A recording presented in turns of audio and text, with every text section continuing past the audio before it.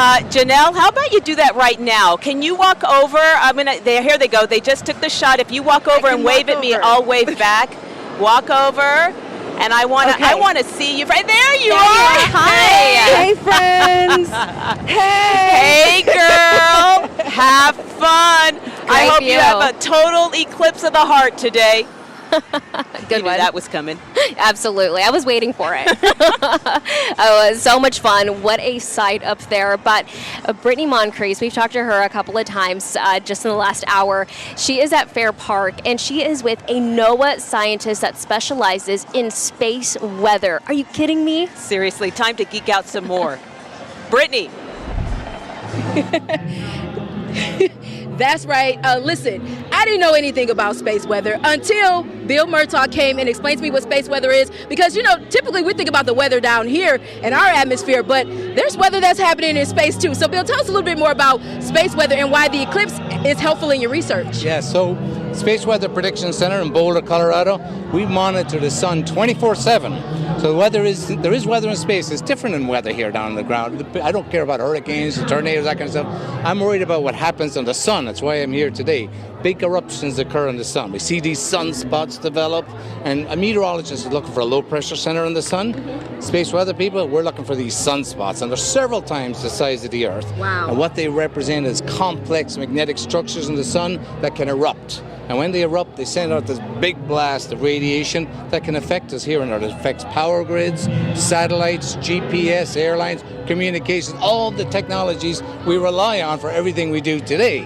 So it's a little bit scary sounding. Yeah, a little bit. That's like I told you earlier, if we do our job right, we get the information to the right hands, they do the right things to keep all that technology working, and then nobody knows about it. Now, this is special because for you all, you are constantly kind of recreating your own eclipse every day when you do this research. But today, I mean, Mother Nature, she's doing it for you. That's mostly why I'm here. So, yeah, so we create an eclipse in our forecast center that we actually created in space with an instrument. It's called a coronagraph, where we block out the sun to see what's happening in the corona. Because when these big eruptions occur, we have to figure out, first of all, did it occur? We look in the corona. Okay. Then we got to determine, is it coming towards Earth? Right. And if it is coming towards Earth, how fast is it moving? Because it moves anywhere from 1 to 6 million miles an hour. Ooh. But the sun is 93 million miles away, so it takes a day or 2 or 3 days to get here. But then when it gets here, it's a big plasma cloud of magnetized gas. It's like a big magnet. Yeah. Earth has a magnet, and the two magnets come together, and we get some problems. It can induce currents that cause problems to the grid. It heats up the atmosphere. It causes problems to satellites. All sorts of things can happen. So we got to let everyone know that it's about to happen. But this coronagraph that we rely on, that's what's going to happen today. Nature's coronagraph. It's going to produce just 4 minutes of nature of that coronagraph that we rely on. Now I'm going to be able to look at the sun just for 4 minutes and see it in its glory, all its glory. So. Oh, that's going to be awesome, and we can't wait. We honestly can't wait. We were looking, and every time the clouds get just a little bit through, and we get a glimpse of the sun, and you can see the moon that is going over it. To me, the best description I have is kind of looks like Pac-Man. It's slowly making its way across, and so we're excited. So we're gonna keep geeking out, as Izzy said, and keep looking at. Oh, and we got the sun is making its way. So we're gonna take a break and watch that for you. We're gonna toss it back over to you guys at the Perot. All right, Brittany, and speaking of looking up, we need to mention that there are hundreds of people on the roof of Dallas-Fort Worth International right now watching the partial solar eclipse, which we've got a great shot of if we can take it in Fort Worth. It's happening right now. By the way, their time in totality today will be 2 minutes and 24 seconds. Yeah, it's just really impressive to see how that time in totality does change across North Texas. And here is a look at that shot, I believe. That's the chopper. We've got clouds right now. We lost the Fort Worth shot, but we'll get it back in a minute. Yeah, we'll get it back. And you saw it there briefly. That's it was showing you the partial eclipse. And keep in mind, that's what you're going to see. You'll see it get smaller and smaller. You see the sun get smaller and smaller until totality at 1:40. Okay, I want to now bring in our next astronomer, Dr. Kyle Kramer. Welcome. Thank you for being here with us today. Thanks for having me. Yeah, so what are you looking forward to the most with totality? You said it's your first one. This is my first one. So in 2017, I was still in graduate school working on my PhD, and I didn't have the time to get down to see it. So I'm very excited to see this one. I think the most excited part is just seeing it go dark, and hopefully there's some animals around here we can see behave interesting ways.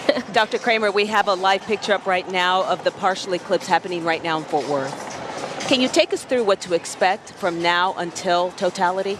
Yeah, so basically over the next hour, 50 minutes or so, the moon is slowly covering up more and more of the sun, and then at 1:40 we'll have the complete cover-up of the sun. It'll get a little bit dark, and we'll have 4 minutes of a really spectacular sight, assuming the clouds stay away. And right now it looks like a lot of the cloud cover is staying away, so hopefully for another 50 minutes or so, we'll see it behave that way. Okay, you mentioned the animal behaviors. What do you mean by that? Well, the animals are very sensitive to the day and night cycle, so when it gets dark when it's not supposed to, they kind of think it's nighttime. Some nocturnal animals might come outside thinking it's time to come out for their typical nighttime activities. A lot of other animals might, for example, go inside, think it's time to go to sleep, so sometimes the birds do interesting things, so we'll see what we get to see around here in the middle of the city. And I understand the plants will do interesting things as well. Yeah, plants do interesting things as well, so everybody notices the eclipse. Yeah, I mean, I remember in 2017, I did not experience totality, but it was in August, so it was hot. The cicadas were out, and, it started getting dark out, and all I could hear were the cicadas. They were so loud. Can that happen again? Absolutely. Are there cicadas in Dallas this time of year? I don't know. Usually There a little are bit things. later. Crickets, a lot of crickets, yeah. What is your best advice for how to take in totality for everyone watching right now? Certainly wear your glasses. That's very important. During totality, you can take them off. During those roughly 4 minutes or 2 minutes, depending on where in the area you are. That's very important, and it's actually not only important for safety, but your glasses actually allow you to enjoy the eclipse more because the sun is just too bright to even be able to see the moon covering it up. So wear your glasses and then enjoy the sights when it's covered up completely. Look at the corona, enjoy the corona, which we usually can't see, of course. And yeah, just enjoy the amazing thing. Real quickly, some people have expressed concern to me, like, well, Cynthia, we may not be sure when we can take the sunglasses off. I'm afraid to take them off like 30 seconds too soon and damage my eyes. How do you know it's safe to take them off? If you're looking and it hurts your eyes, then put them back on. Okay. That's a good one. Your eyes are pretty, it's not too hard. It's not rocket science. If it hurts, put the glasses on. All right, love that. Well, thank you so much for joining us. You can stick around. I mean, totality is in 49 minutes now, so we just had to do some quick math.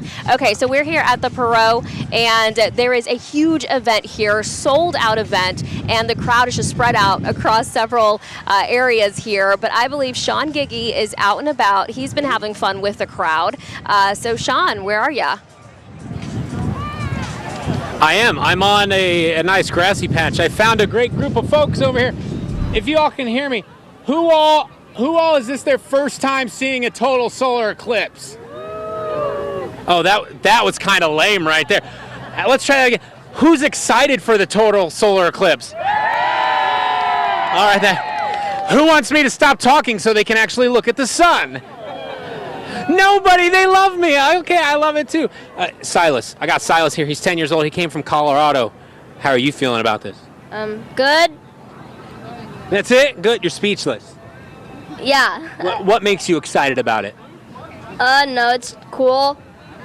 You told me that you saw the annular solar eclipse last year in Utah. Do you think this one's going to be better? Probably, since it's like a total solar eclipse. And you were telling me you're hoping that NASA didn't get it wrong, that the scientists didn't get it wrong, that the whole sun will be covered, right? You're crossing your fingers that they're right. Not really. I'm like, because I'm pretty. It's like 99.9%. You were just joking. You were just joking. Yeah. Yeah.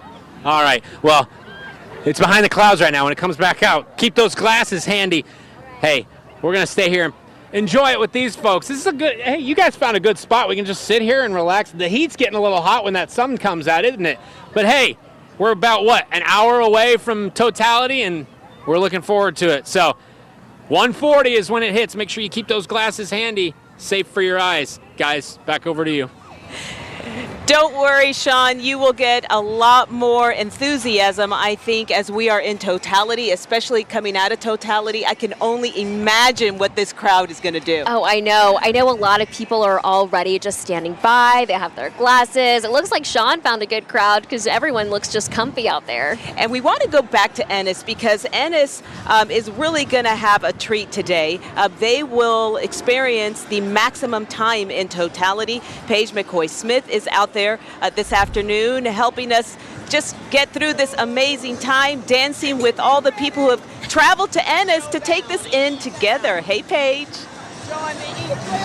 Hey, you've got it right. I'm here with Norma. You know what? She didn't travel anywhere because she's from Ennis. And boy, is she proud to be from Ennis. So this has been something that y'all have been looking forward to. You can't contain yourself. You're jamming. You got your glasses ready. What has it been like to have your little town descended upon from people all around the world? Listen, let me tell you something, Paige. This is like world-renowned news here in Big E, Texas. So we're very proud to have the people come, and we're just glad we were on the scope and the map to be here to see this wonderful event. This is indeed a huge event, and it's so exciting. Why don't we step back over here, just in case some other people decide to kind of step in front. Watch your step, honey. But I do want to talk to you because being here, bluebonnets, you're known for your bluebonnets. This is a big part of of what Ennis is all about. But I'm afraid the eclipse may be eclipsing the bluebonnets this year. What do you think? But I think it's all going to come together as one, because that's how we do things here. We're unified in the Big E, so the shadow will just make it shine a little bit brighter for our bluebonnets here in the Big E, girl. I'm telling you, this could not be better with having the bluebonnets and the eclipse. Have you taken a peek yet? Yes, I just did a few minutes ago, and I can already see it already, so I'm excited for the full eclipse. Do you think that the clouds and the weather are going to cooperate? Absolutely. I told the guys down the road there that, hey, we ordered that special sunlight for today. You know, Ennis is really a pretty prominent place, you know. It's right now in the central of the United States as being the one that's proud that has the most totality than pretty much any other town. And to have that experience and to welcome people, it's a wonderful way to say hi, y'all, which is y'all's slogan to so many more people from around the world. Exactly. So we want to give a big hi, y'all, to everybody else as we get ready to have this total event happen here once again. E-Town proud. E-Town proud. That's the way it is. Norma, thank you so much. Look to the skies. We're going to have fun. But be safe doing it. We're ready. I'll send it back. Oh my goodness, Paige, give Norma a big hug from us. All right, so again, totality begins at 1:40 p.m., maximum totality at 1:42 p.m. The totality ends at 1:44, and the partial ends at 3:02 this afternoon. Right, and that's going to vary depending on where you're at. Those times specifically for DFW, and time and totality will be different across all of North Texas, with 3 minutes and 51 seconds in Dallas, 2 minutes, 24 seconds in Fort Worth. And I do want to point to your attention towards another part of your screen there. You can see the eclipse there happening. So this is our NASA feed, and it kind of goes back and forth between different areas, not just in Mexico, but in Texas, because everyone is witnessing totality at different times. And you saw there a human sun and a human Earth. And a human Earth. Wow, we've seen it all out here today. And again, it is 12:57 now, and we have a real treat coming up here in just a couple of minutes. We're going to talk with Dr. Silver. She is the CEO of the Perot Museum. She's going to explain to us how they made today's event happen and what they plan for the future of the Perot Museum. And I've got to tell you, it is so impressive. I have been listening to just all the planning here over the last few months, and just all of the astronomers that came into town from Carnegie, not just for today, but leading up to today, going out and doing outreach programs.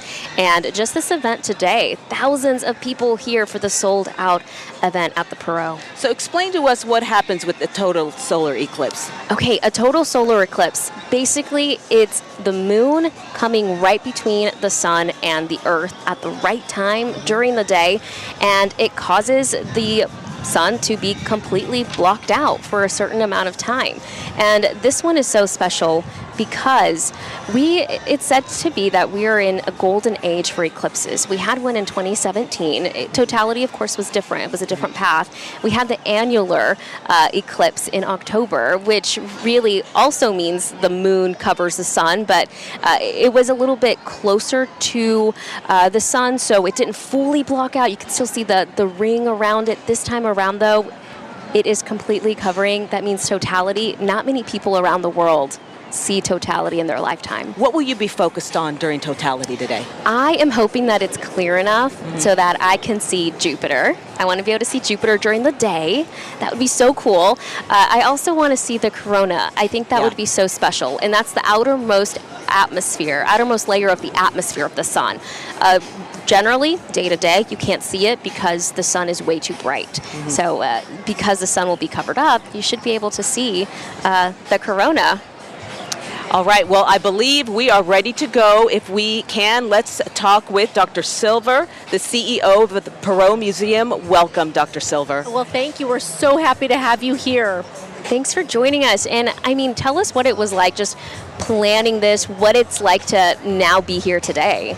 It's a little surreal to be here today. We started planning for this in 2019. Wow. So it's been years, but immediately we recognized that Carnegie Science would be the right partner for us, and we've been working with them since that time. And as you mentioned, they brought in astronomers, but we actually flew in 29 astronomers from all around the world to be with us here today. Half of those astronomers are women, and about half of them are bilingual as well. And so we've been able to do outreach over the course of this last week into schools, retirement homes, community centers to ensure that everybody has access to this event. Everybody has an opportunity to understand, and then we've distributed 1 million pairs of Perot eclipse glasses just to ensure access.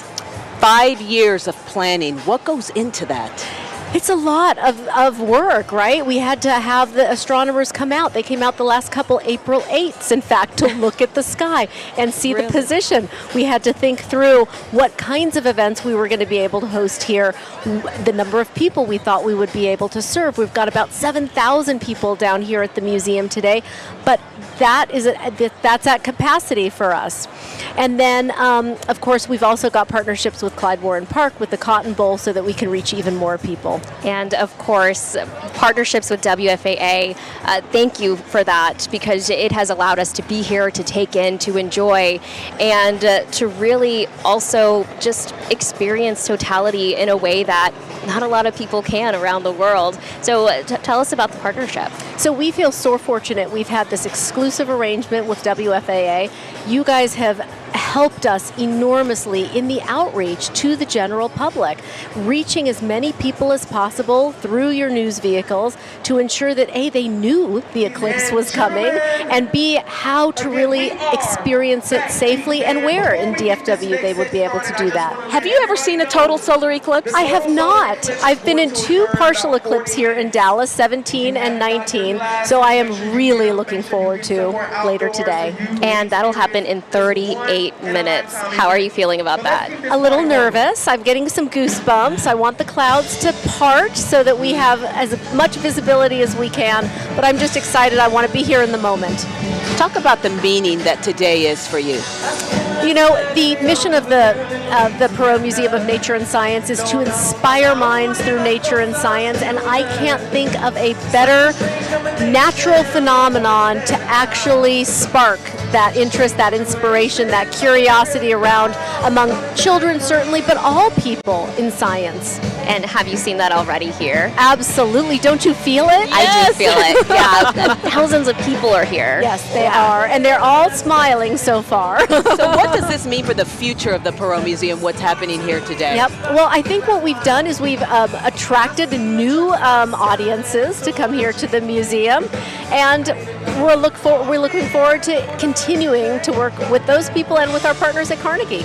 Amazing. Dr. Silver, thank you so much. Thank you for partnering with us. Thank you for your guidance. Thank you for your leadership at the Perot Museum. You have such a fascinating background, and we're just blessed to have you here in Dallas. Well, we are appreciative of you and everything you do at WFAA, so thank you. Thank you so much. And speaking of just outreach, I mean, we have crews scattered all across North Texas, but Kevin Reese actually caught up with a couple, and I believe he's trying to chase some clear sky in Little Rock, Arkansas. And Kevin, I was actually in Little Rock for the eclipse in 2017. They were 89% eclipsed, and I was also at a museum there watching little minds just get inspired. So how did you end up in Little Rock today?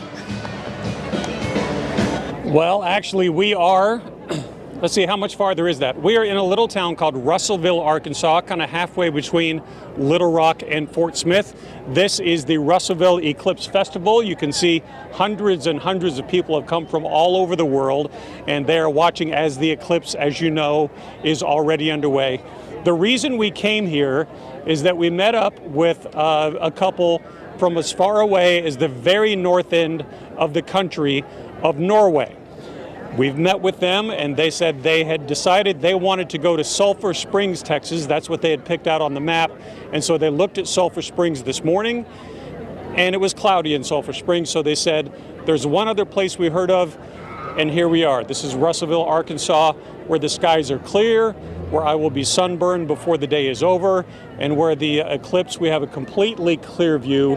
And so do all of these other people about to enjoy the eclipse here in this small town. We're going to be shooting that story here shortly as soon as we are done talking to you. But the good news is we did come far enough north. We followed the advice of our weather team, Marielle and everybody else, to go as far north as we could, and we found this lovely eclipse festival here in Russellville, Arkansas. We'll be bringing you a story with our couple, Ingva and Mai Antonsen, who came here all the way from Norway, and we'll explain to you at 6 o'clock tonight why this trip means so much to them. Back to you guys. Oh, wow, Kevin. I'm just loving the stories of eclipse chasers, people who travel all over the world to see total solar eclipses. I heard the story of one man today who actually saw his first total solar eclipse as a little boy back in 1970 and has been chasing them ever since, even met his wife through chasing eclipses. That is just incredible, and that just goes to show you that the experience is so rare, it's so unique, and it can't be mimicked, it can't be explained, but people know that once they do experience it, they want to feel it again. And I'll tell you what, it's already starting to feel a little cooler, or am I just imagining things? No, I think you're right. Yeah, it is starting to feel a little bit cooler. So whenever we are in totality, temperature will continue to drop, and that's just because we do have a lack of solar radiation. The sun comes through the atmosphere, it warms up the ground warms up the air, and that's how our temperature climbs every day. But with 4 minutes of no sun, I mean, that's going to limit our warming. Well, we are about a half hour away from the moment we have all been waiting for. I want to go to Matt Houston at the Fort Worth Botanic Garden, who has been speaking with people there as well. Matt, y'all will experience maximum totality for 2 minutes and 24 seconds. Are you ready? I've had a long time to prepare, I guess you could say, yes. And I will put it this way, too. Kevin Reese didn't have to drive all the way to northeast Arkansas to get a suntan today. We're getting a nice break in the clouds, lots of people looking up. I want to step out so you can see the crowd here. Again, about 3,000 people reserve spots here at the Botanic Gardens. They're all spread out in this lovely vista right now between the trees, most of them looking up. Every time the clouds roll on by, you'll see the heads kind of crane up and put the solar glasses up and get an opportunity to look at it. Lots of professional photographers out here trying to capture the moment. My favorite thing that I've seen so far, though, there's a group of family right now. You probably won't be able to see it from where we are, but they're playing cornhole. And the setup of the cornhole is so that the wooden planks that you would throw the beanies into are the sun and the moon. And when the beanie drops in, it sort of makes its own form of eclipse. So lots of sort of thematic forms of entertainment today, topical, if you will. There are food trucks here. Again, about 3,000 people at the Botanic Gardens, and all of them really enjoying their time. We've seen champagne toast to this point already. I hear, and I'll say it quietly because they're close to us, I hear there's going to be a proposal at the time of totality. So lots to look forward to here. It's really been a unique opportunity for the people out here, and they are enjoying their time. But again, you'll see a lot of umbrellas too, because you got that sun breaking through. So that's certainly a good thing, a good time to remember the sunscreen. We'll send it back to you guys.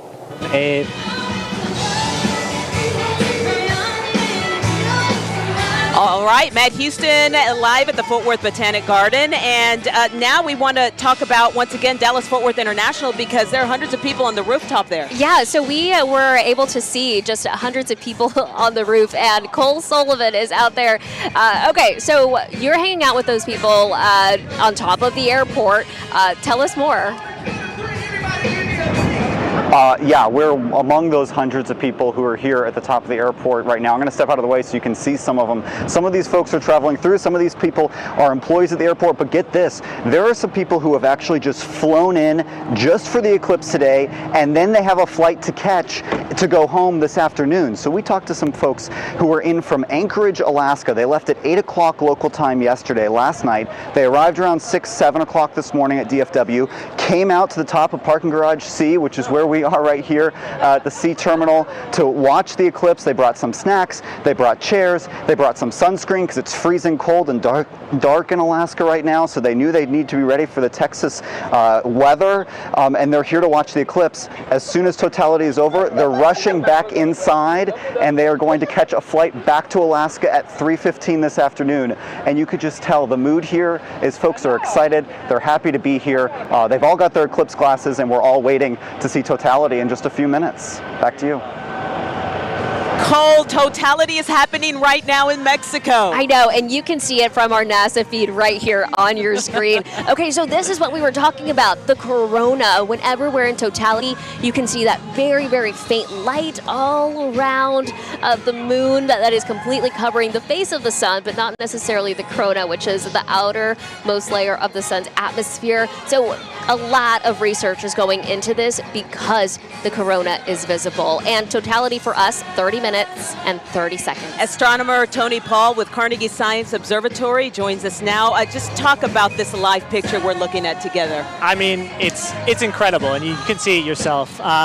Seeing the corona directly from the sun, it's really only possible during total solar eclipses. So this is a really special event, and it only lasts for a few minutes depending where you are. So this is what you're out to see for sure. And is this your first time in totality? This is my first time in totality. I missed the one in 2017, so I'm super excited. Yeah, and what's your background? So I'm an astronomer, so I got my PhD at UCLA studying astronomy and astrophysics. Just graduated in the last year, so I'm now a postdoctoral fellow with Carnegie Science Observatories. When did you become interested in the sky? Was it like when you were a little boy? When was it? Yeah, I think I was always interested in the sky. I remember my dad took me out to see a meteor storm when I was a kid. We're in the middle of nowhere with our sleeping bags and hot chocolates, just watching the sky. I mean, it was amazing. So I think I've always been interested in space, but during my undergrad, I really found it as a career option. So, and I love my job. What can I say? That is incredible. Well, you have been out just all week, just going to different schools, right? Yeah. So Carnegie Science partnered with the Perot Museum, and Carnegie sent out about 25 astronomers, and we've been all over the Dallas area, elementary schools, middle schools, high schools, community centers, parks, just been teaching people about the eclipse, get them excited, and making sure they see it safely. Yeah. Well, so what are you teaching them? As we look at this live picture of totality in Mexico, tell us what you've been teaching everyone this week. Yeah, so we're really teaching them kind of the basics of how it works, the orbit between the sun, the moon, and the earth. Here we can see the moon perfectly covering the sun, which doesn't happen in all solar eclipses either. So total solar eclipse only happens about in 1 in every 4 eclipses. So, but to see it, you really got to be in the path, right? Which is only about 100 miles wide, depending on the total solar eclipse. So you really got to be in the right spot at the right time. And this path is actually so much different from the one in 2017 because it's Absolutely. a lot wider, right? Yes, I believe so. Yeah, I think this one is about 100 miles wide, which is on the wider side. And you know what? Maria brings up a really good point. Total solar eclipses, we talk about people who chase them throughout the world. Right. They're not all the same. No, yeah, so the size, it all depends on the orbit of the moon, right? So depending on where the moon is in its orbit, it's going to lie in a different place on the Earth, and depending how far away it is, the size of the shadow is going to change. Depending on all those variables, it's going to move at a different speed, so you can see it for longer. The shadow will be bigger, so you can see it for longer or shorter, so there's a lot of different variables. And depending on how much it's covering up with the corona, that can also change depending on the different kind of eclipse you're seeing. Totality is at 1:40. We're just That's a short while away. 27 minutes. 27 minutes to be exact. So what's your best advice for people who are preparing to watch it? Yeah, so I would say keep those eclipse glasses on right up until totality. You can watch the whole partial eclipse occurring through your glasses. You'll be able to watch the moon start to cover the sun as we're seeing in these feeds. Right at 1:40, you'll see the sun disappear behind the moon.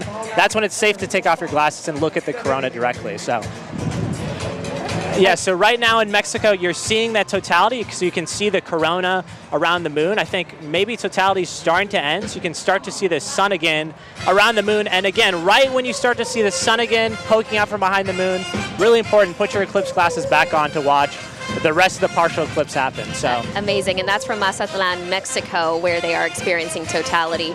And eventually, we'll experience it too in 26 minutes. And talk about that glow that we're seeing there on the edge there as it disappears. Yeah, so it's called the corona. So just like how the Earth has air around it in its atmosphere, the sun also has air around it in its atmosphere. Because the sun is so bright and so active, its atmosphere is lit up, right? So even when you have all the light from the sun covered, you can still look at its atmosphere directly with your eyes. And again, only possible during a total solar eclipse.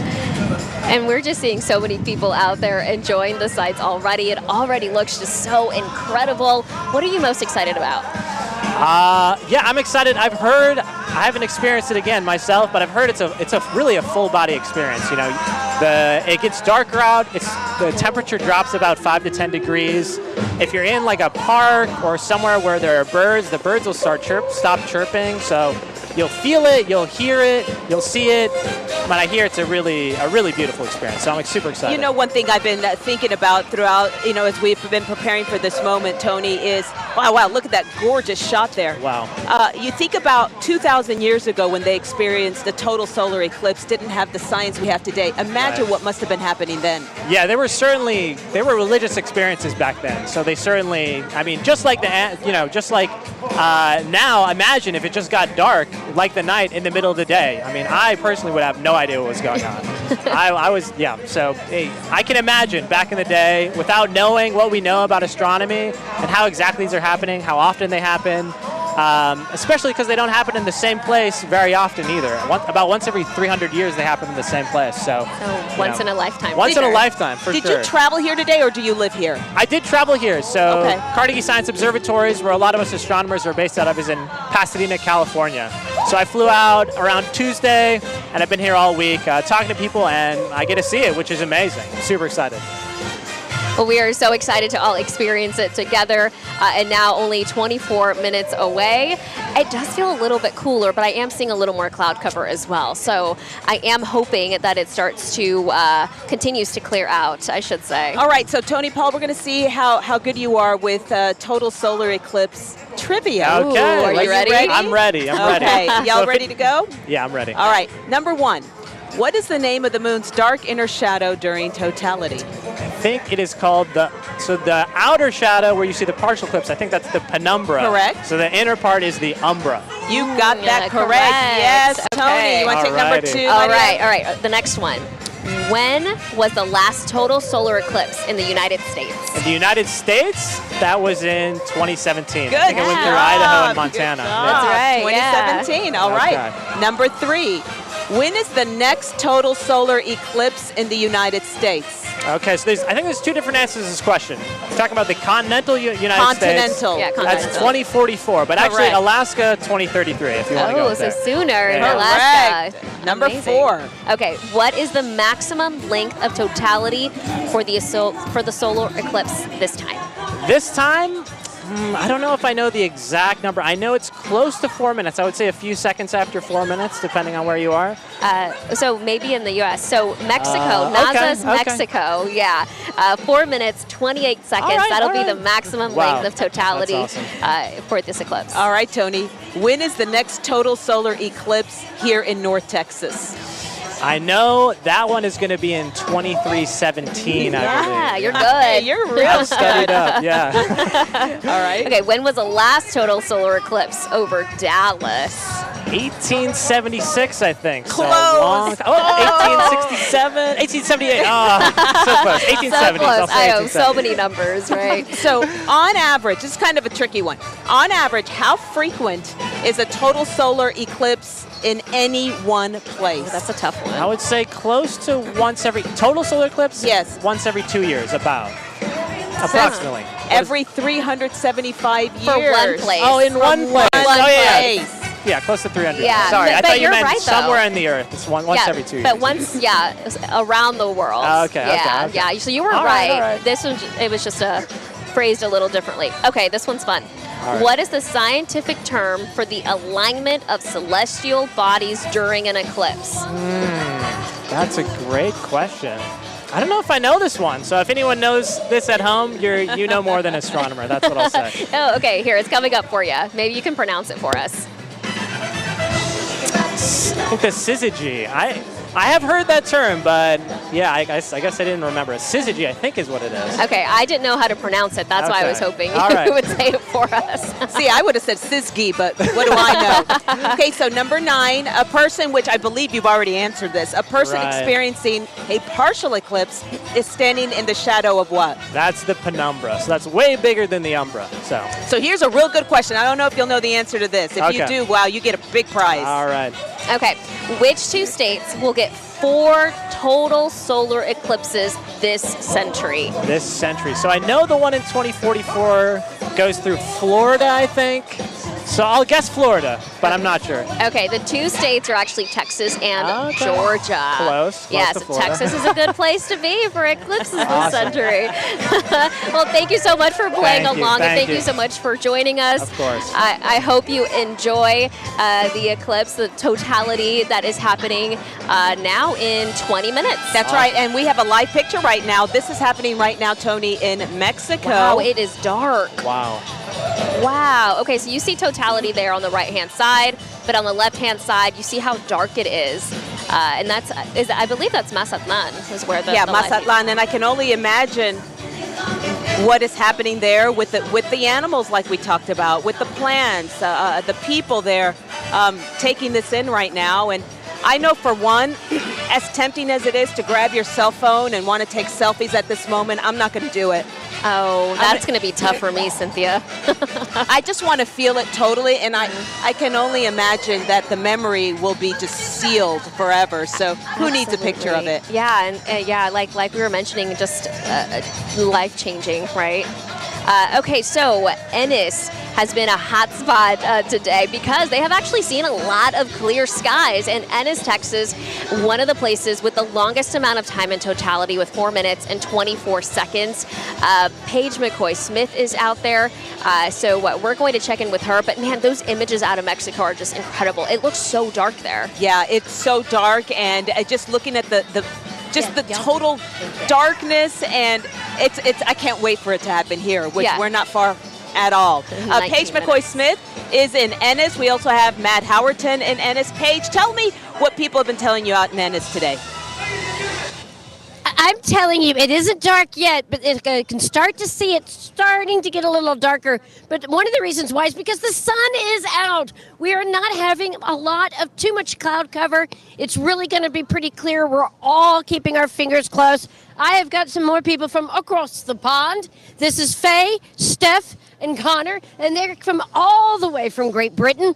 Tell us, what was it that made you decide we're going to pack it up, we're going to come over here, we're going to experience this? Well, we were lucky enough to see the eclipse in 2017 in Oregon, and after that, it was just, we had to see another one, you know. What is it that's so meaningful to you to see the eclipse? I think it's a really special event that you don't get very often, and it's good to do it as a family. And so this is a family? Yes, so Faith, my daughter, and Connor's my son. Okay, oh my gosh, y'all look like sisters. So we've got Faye as your daughter, Connor as your son. So Connor, do you share the same passion for science and for these kinds of moments as your mom and your sister do? Oh yeah, absolutely. Yeah, I did an astronomy qualification at school, so I'm really into it. So can't wait to see it. I'm really looking forward to it. Is this your first time in Texas? Yes, it is. Oh, well, let me give you a big hi, y'all. That's the slogan for Ennis. What has your experience like been here in the Lone Star State? It's been so lovely. Everyone is so friendly. The food is incredible, and you get an eclipse, so it's pretty good. It's all the way around, and I'm so glad that you have had a warm welcome. That's how we do it here in the South, particularly in Texas. And I've got to say, these people really know how to party. You have been dancing the entire time, gearing up and getting so excited. What is one of the things that you're going to be bringing back to Great Britain, memory that you might have other than just seeing the total eclipse? I think the friendliness of the people. They've been fantastic, and Ennis in particular know how to party. They certainly do. And can I also mention my husband Charlie? He's looking after the bags. Well, Charlie, we wish you would come and join us, but because this is indeed a family affair, and this has been so much fun, guys. All right, we're really in the countdown now. I think we've just got maybe a little over 15, 17 minutes before we're getting ready for that total eclipse. Let's have that, and once again, welcome, y'all. We're glad that you... Yeah, thanks very much. I'll send it back. Paige, thank you so much. It looks like you're having so much fun. And you saw Paige and in Ennis just on the bottom left hand of your screen, but the rest of the screen, you're actually seeing an image from Russellville, Arkansas. I believe it has changed now, but you could see now it's in Junction, Texas, that image. But in Russellville, Arkansas, you could see the moon just covering up the sun, and that's what we're experiencing here as well. Just a beautiful sight, and you can see Russellville now back on your screen. So you can see the moon taking up more and more of the sun. Eventually, it'll be in totality. Just can't wait for that moment, and we are just, 20 minutes away, less than 20 minutes, 16 minutes away. Sean Giggy is here at the Perot Museum on the grounds here, talking with people from all over the world. Sean, who are you with right now? Well, you mentioned I'm with people from all over the world. I've got to admit, I was getting a little discouraged. We keep saying that, people from all over the world. Before our Eclipse special started on WFAA+, I was talking to people as they were coming in the gate, and they were telling me I'm from Washington, D.C., from Wichita, Kansas, all over the place. But ever since our show started, I keep going up to people, and they're like, I'm from Dallas, I'm from Dallas, I'm from Dallas, I'm from Plano. I'm like, where did all the out-of-towners go?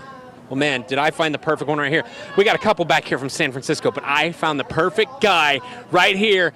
This was meant to be, because I'm here with Sean, spelled S-E-A-N. This is my man right here. And he came from Saskatchewan, up in Canada. Why did you come from Canada? This path of totality goes across a large chunk of the United States. Why come to Dallas for it? Well, we did some research. It was cursory research with some Google searching, and we just wanted the best odds of clear skies, and Dallas was the place with a large population and a nice place to visit and see some ball games as well. You say the best odds, all right? Oh, the sun's poking out right now. Don't look up with my naked eye. But I thought for a second, I'm like, oh, it's getting overcast, and then I forgot we're having an eclipse. We're about maybe 10 minutes away, 10 to 15 minutes away. Are you feeling optimistic that those clouds are going to stay away? They're dispersing really nicely right now. It's looking really good, really good. And have you enjoyed your time in Dallas aside from the eclipse? Yeah, we've had a great time here, yeah, for sure. Well, we're glad to have you. Thanks for joining me, Sean. This was just meant to be. That's a great name, great spelling, good man right here. We also have over here, we have this gentleman. I won't ask you any questions, but I just want to point out, you're from Virginia. Right. You said you brought your grandson. Your dad took you to a total solar eclipse 50 years ago. Right. His dad took your dad to a solar eclipse. So this is like maybe I'll ask you a question real quick. This is like a family tradition. Why'd you want to bring your grandson? To show him, keep the tradition going, and they can take me and 40-40. 40-44. All right, we got 20 years. Well, get those glasses ready because we're getting close to totality. Guys, I got to stop talking because we are getting close to the moment we've all waited for. It's beautiful right now, but it's about to get better. Back to you guys. Thank you, Sean. We have been in a partial eclipse for well over an hour now. We have totality, which begins at 1:40 Peak totality, Mariel, at 142. Totality ends at 144. Right, and here in Dallas, we will experience totality for 3 minutes and 51 seconds. That is going to vary across all of North Texas. So the areas that are highest in totality will be towards the east and the southeast. Think about Ennis, Kaufman County. We'll see some of the highest times in totality. In North Texas, it'll be Ennis with 4 minutes and 24 seconds. Areas like Fort Worth, so the more west you are, you'll experience totality less. But either way, sure to be an incredible sight. And we have been taking peeks ourselves of the sun. I'm just grateful to you, Maria, because you keep reminding me to put on my protective eyewear and look up, and it is divine. I mean, I love what I'm seeing now. I can't imagine what's to come here in the next couple of minutes. And you can feel it's getting a little cooler. It is cooling down. It's getting a little windier. Dr. Josh Simon with Carnegie Science Observatories is here with us this afternoon. And Dr. Simon, can you kind of take us through what we should be expecting here in the next few minutes? Yeah, so it will continue getting darker and cooler as we get closer and closer to totality. And then at 140, the sky will get completely dark, like it's nighttime in the middle of the day.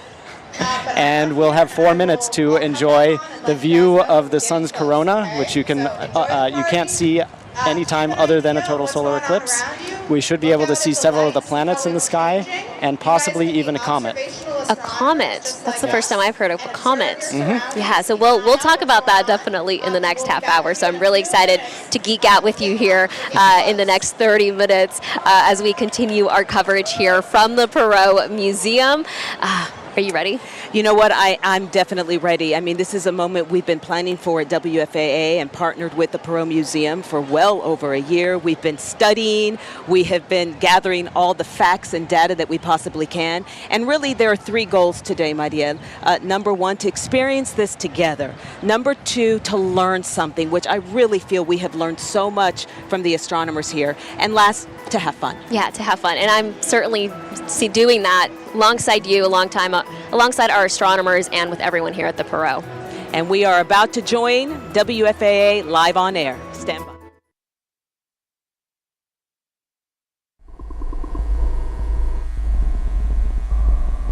Once-in-a-lifetime event we won't see for another 300 years. In the next 10 minutes, North Texas will be cast into the moon's shadow and total darkness. Hundreds of thousands of visitors who want the best view. Will clouds spoil the show? We have crews spread out to show you North Texas's darkest day. Live from the Perot Museum, it's the total solar eclipse experience on WFAA.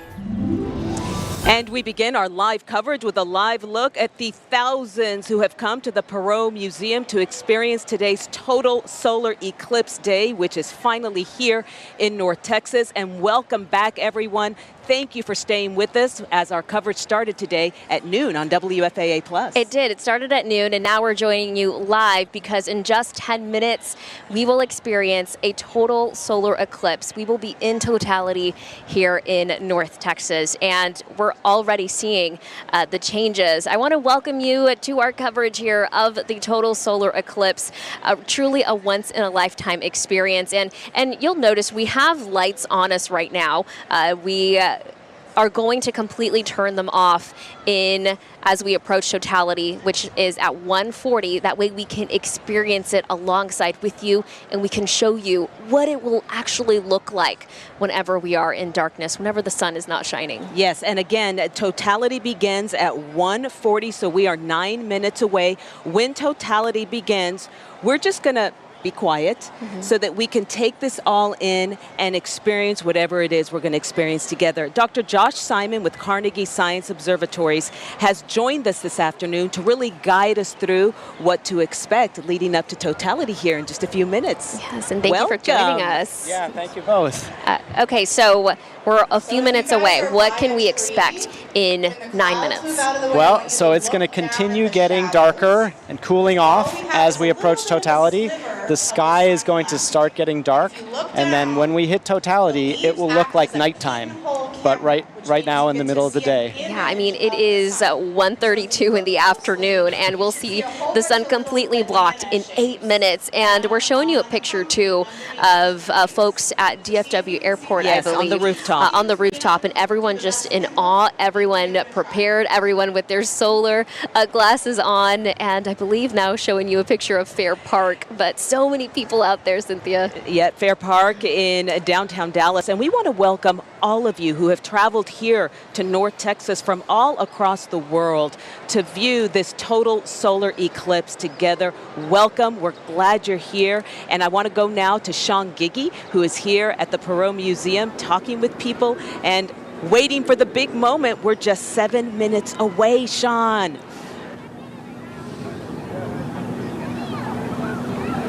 Guys, we are on the lawn right in front of the Perot Museum where I'd say at least a few hundred, if not more than 1,000 people have posted up over here to get a good view of. We've got a good unobstructed view. The clouds are out of the way right now. We are just minutes away from totality. I see some clouds around it, but it looks like they're not moving in the way, in the path that they're going to block the sun. So I think we're going to be good here in a few minutes to see totality. Just putting my glasses on right now. We've got just a sliver, I'm sure. If we have a feed of that, I'm sure you can see, or if you happen to be outside streaming us on the app, wherever you are, you can probably see that there's just a sliver of the sun left here from the Perot Museum. All right, and you are watching a live picture of this totality happening right now in Kerrville, Maria. Wow. Okay, so Kerrville, that's Texas. That's the Texas Hill Country, and we are not too far away from our own totality, and you can see it there, just completely dark. It's a little bit more cloudy there than it is here, and you know, right now, Cynthia, I don't want to jinx it, but we have a blue sky right underneath the sun, and you can see on our feed, you can see our image. It's getting darker and darker. We currently have lights on us, but we will be turning off the lights for totality, and that happens at 1:40. Dr. Simon, let's talk about watching totality. All eyes are looking upward. Safest way to do it, of course, is with the eclipse glasses. So until totality, you have to keep the eclipse glasses on when you're looking at the sun in order to avoid damaging your eyes. Once we hit 1:40 p.m. and the sun is totally blocked, then it's safe to take off the glasses and see the sun's corona. What you're watching right now is Dallas, the partial eclipse happening right now over Dallas. Have you ever seen a total solar eclipse? I have not. I've seen several partial solar eclipses, but I've never been to a total eclipse, and so I'm very excited to see what it looks like in 5 minutes. Okay, so, but I know you haven't seen it yourself, but what can we expect? Well, so during totality, we should be able to see the sun's corona. That's its outer atmosphere. The only time you can ever see that from the Earth is during a total solar eclipse. Normally, the sun's light is too bright to let us see that faint material streaming off of the sun. And Dr. Simon, we're looking at a live picture from Fort Worth right now where they're going to have a totality of just over 2 minutes. So that's that live picture that we're looking at right now. What can we expect during totality? We keep hearing about the animals doing weird things and the plants closing up. Yeah, so it will get as dark as nighttime here. And so a lot of natural things think that it's night. Of course, it will only last for about 4 minutes, and so they'll get a little surprised if they're getting ready to go to bed and need to get ready for another few hours of daytime after. Okay, and as we approach totality, we're noticing the shadows changing, and we can see those images right there on the bottom left hand of your screen. So you have the partial eclipse on the right and the shadows on the left. Can you walk us through those crescent-shaped shadows? Yeah, so what you're seeing is effectively the leaves of a tree acting as a pinhole camera. So normally, the light coming from the sun is filtered through tiny holes in the leaves, and we just see a circle because that's what the sun looks like most of the time. During an eclipse, then we actually get the shape of the sun in real time, imaged by these effective cameras that are created naturally from the leaves. And I'm looking around, and there are people just literally lying on the ground right now. They've got their solar glasses on. They're looking up at the sky. Everyone's got a smile on their face right now. Yeah, I'm seeing people laying down, and it's quiet out here. Yeah, it has definitely quieted down quite a bit, and everybody's attention is pretty much focused on the sun right now. What does this mean to you, this moment? Well, it's one of those things that is pretty rare for anybody to experience. A total solar eclipse only happens at any given place every few hundred years. That's correct. And so we're lucky to be here in Dallas for this one. The next one here will not be until the 24th century. Yeah, so 300 years or so. Yeah. So truly a once-in-a-lifetime experience. Tell us here in the last few minutes, I mean, we are 3 minutes away. Yep. What are you feeling? It is getting a lot darker here. It's a little bit hard to tell with the lights still on us, but I'm expecting those will be turned off pretty soon, and it definitely does not feel like daytime anymore. Yeah, and we can hear the announcers behind us. They are just letting everyone know that we have just a couple of minutes left until totality. And again, we are going to be turning off the lights for the duration of totality. There they go. And there they go. So our lights are turned off so that you can experience it. If you can't experience it yourself, you can keep it tuned right here. And just a reminder, we're also going to be quiet during the total eclipse. When when totality begins here in 2 minutes and 26 seconds, we're going to go quiet. Peak totality, don't forget, is at 1:42. All right, Dr. Simon, I'm going to do what you're doing. You have put on your solar sunglasses. I'm going to put mine on as well here. Oh, wow, that's awfully dark. I'll wait for a couple of minutes. But yeah, all eyes are in the sky right now. We're just 2 minutes away. Okay, what should we be doing right now, Dr. Simon? Well, everybody should still have their eclipse glasses on, looking up at the sun. You'll just see a tiny sliver of the sun remaining, but as long as that is still visible, then you need to have the eclipse glasses on. And in less than 2 minutes, we can take them off and experience totality. I'm already getting chills. What is your hope today? My hope has just been that the clouds will give us a good view, and fortunately, it looks like they're cooperating. Maria? Yeah, I mean, the same. I'm looking around, Cynthia, and I see little kids, and I see them with their parents, with their grandparents, just with their families, and they're silent. They're putting on their glasses, they're looking up, and the last time I witnessed a partial solar eclipse, and one of my favorite things to this day that I remember is just the new generation being inspired by science. I was so young when my love for math and science grew, and that's going to flourish today. We're gaining a whole new generation of astronomers. We are 1 minute away. We have crews all over North Texas getting ready to experience this really awe-inspiring moment. I mean, the partial eclipse has been incredible today. And here we are, 49 seconds away, and the announcers here at the Perot Museum reminding everyone to keep the solar glasses on until it's safe to take them off. You can hear the cheers in the background. Wow. As we are approaching the moment. Yeah, and I mean, again, we're going to be silent so that you can take it in as well, but Izzy, it is getting dark here in downtown Dallas. It sure is. Just 20 seconds away. Maria, here it is, the moment you've been waiting for a long time. A long time, years. 10-year-old me cannot believe that I'm here covering this event with you, Cynthia. Well, I'll tell you what, as we count down, we have just seconds left. We're going to mute it and let you take it in, North Texas. 3, 2, 1. Safe to take the glasses off. Wow.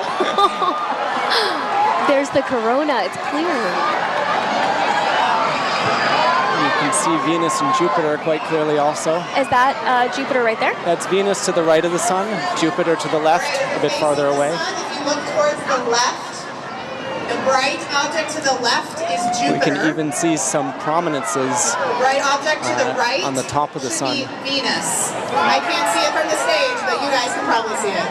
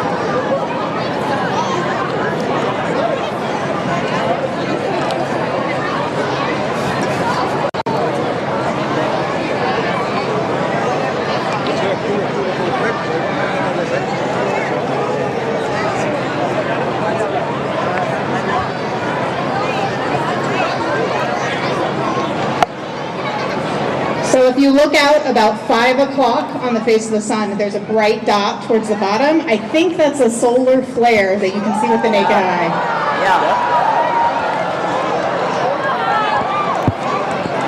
And we have less than a minute of totality left, so get your glasses ready.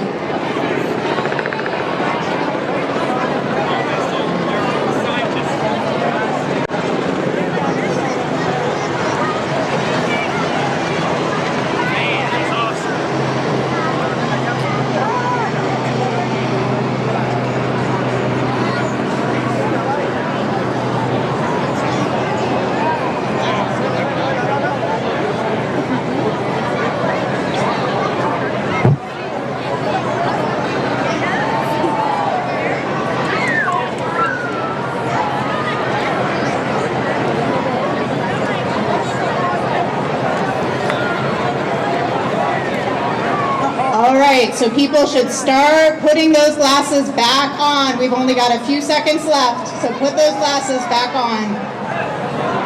And we'll see the diamond ring come out the other side. Gosh. Wow. There we go.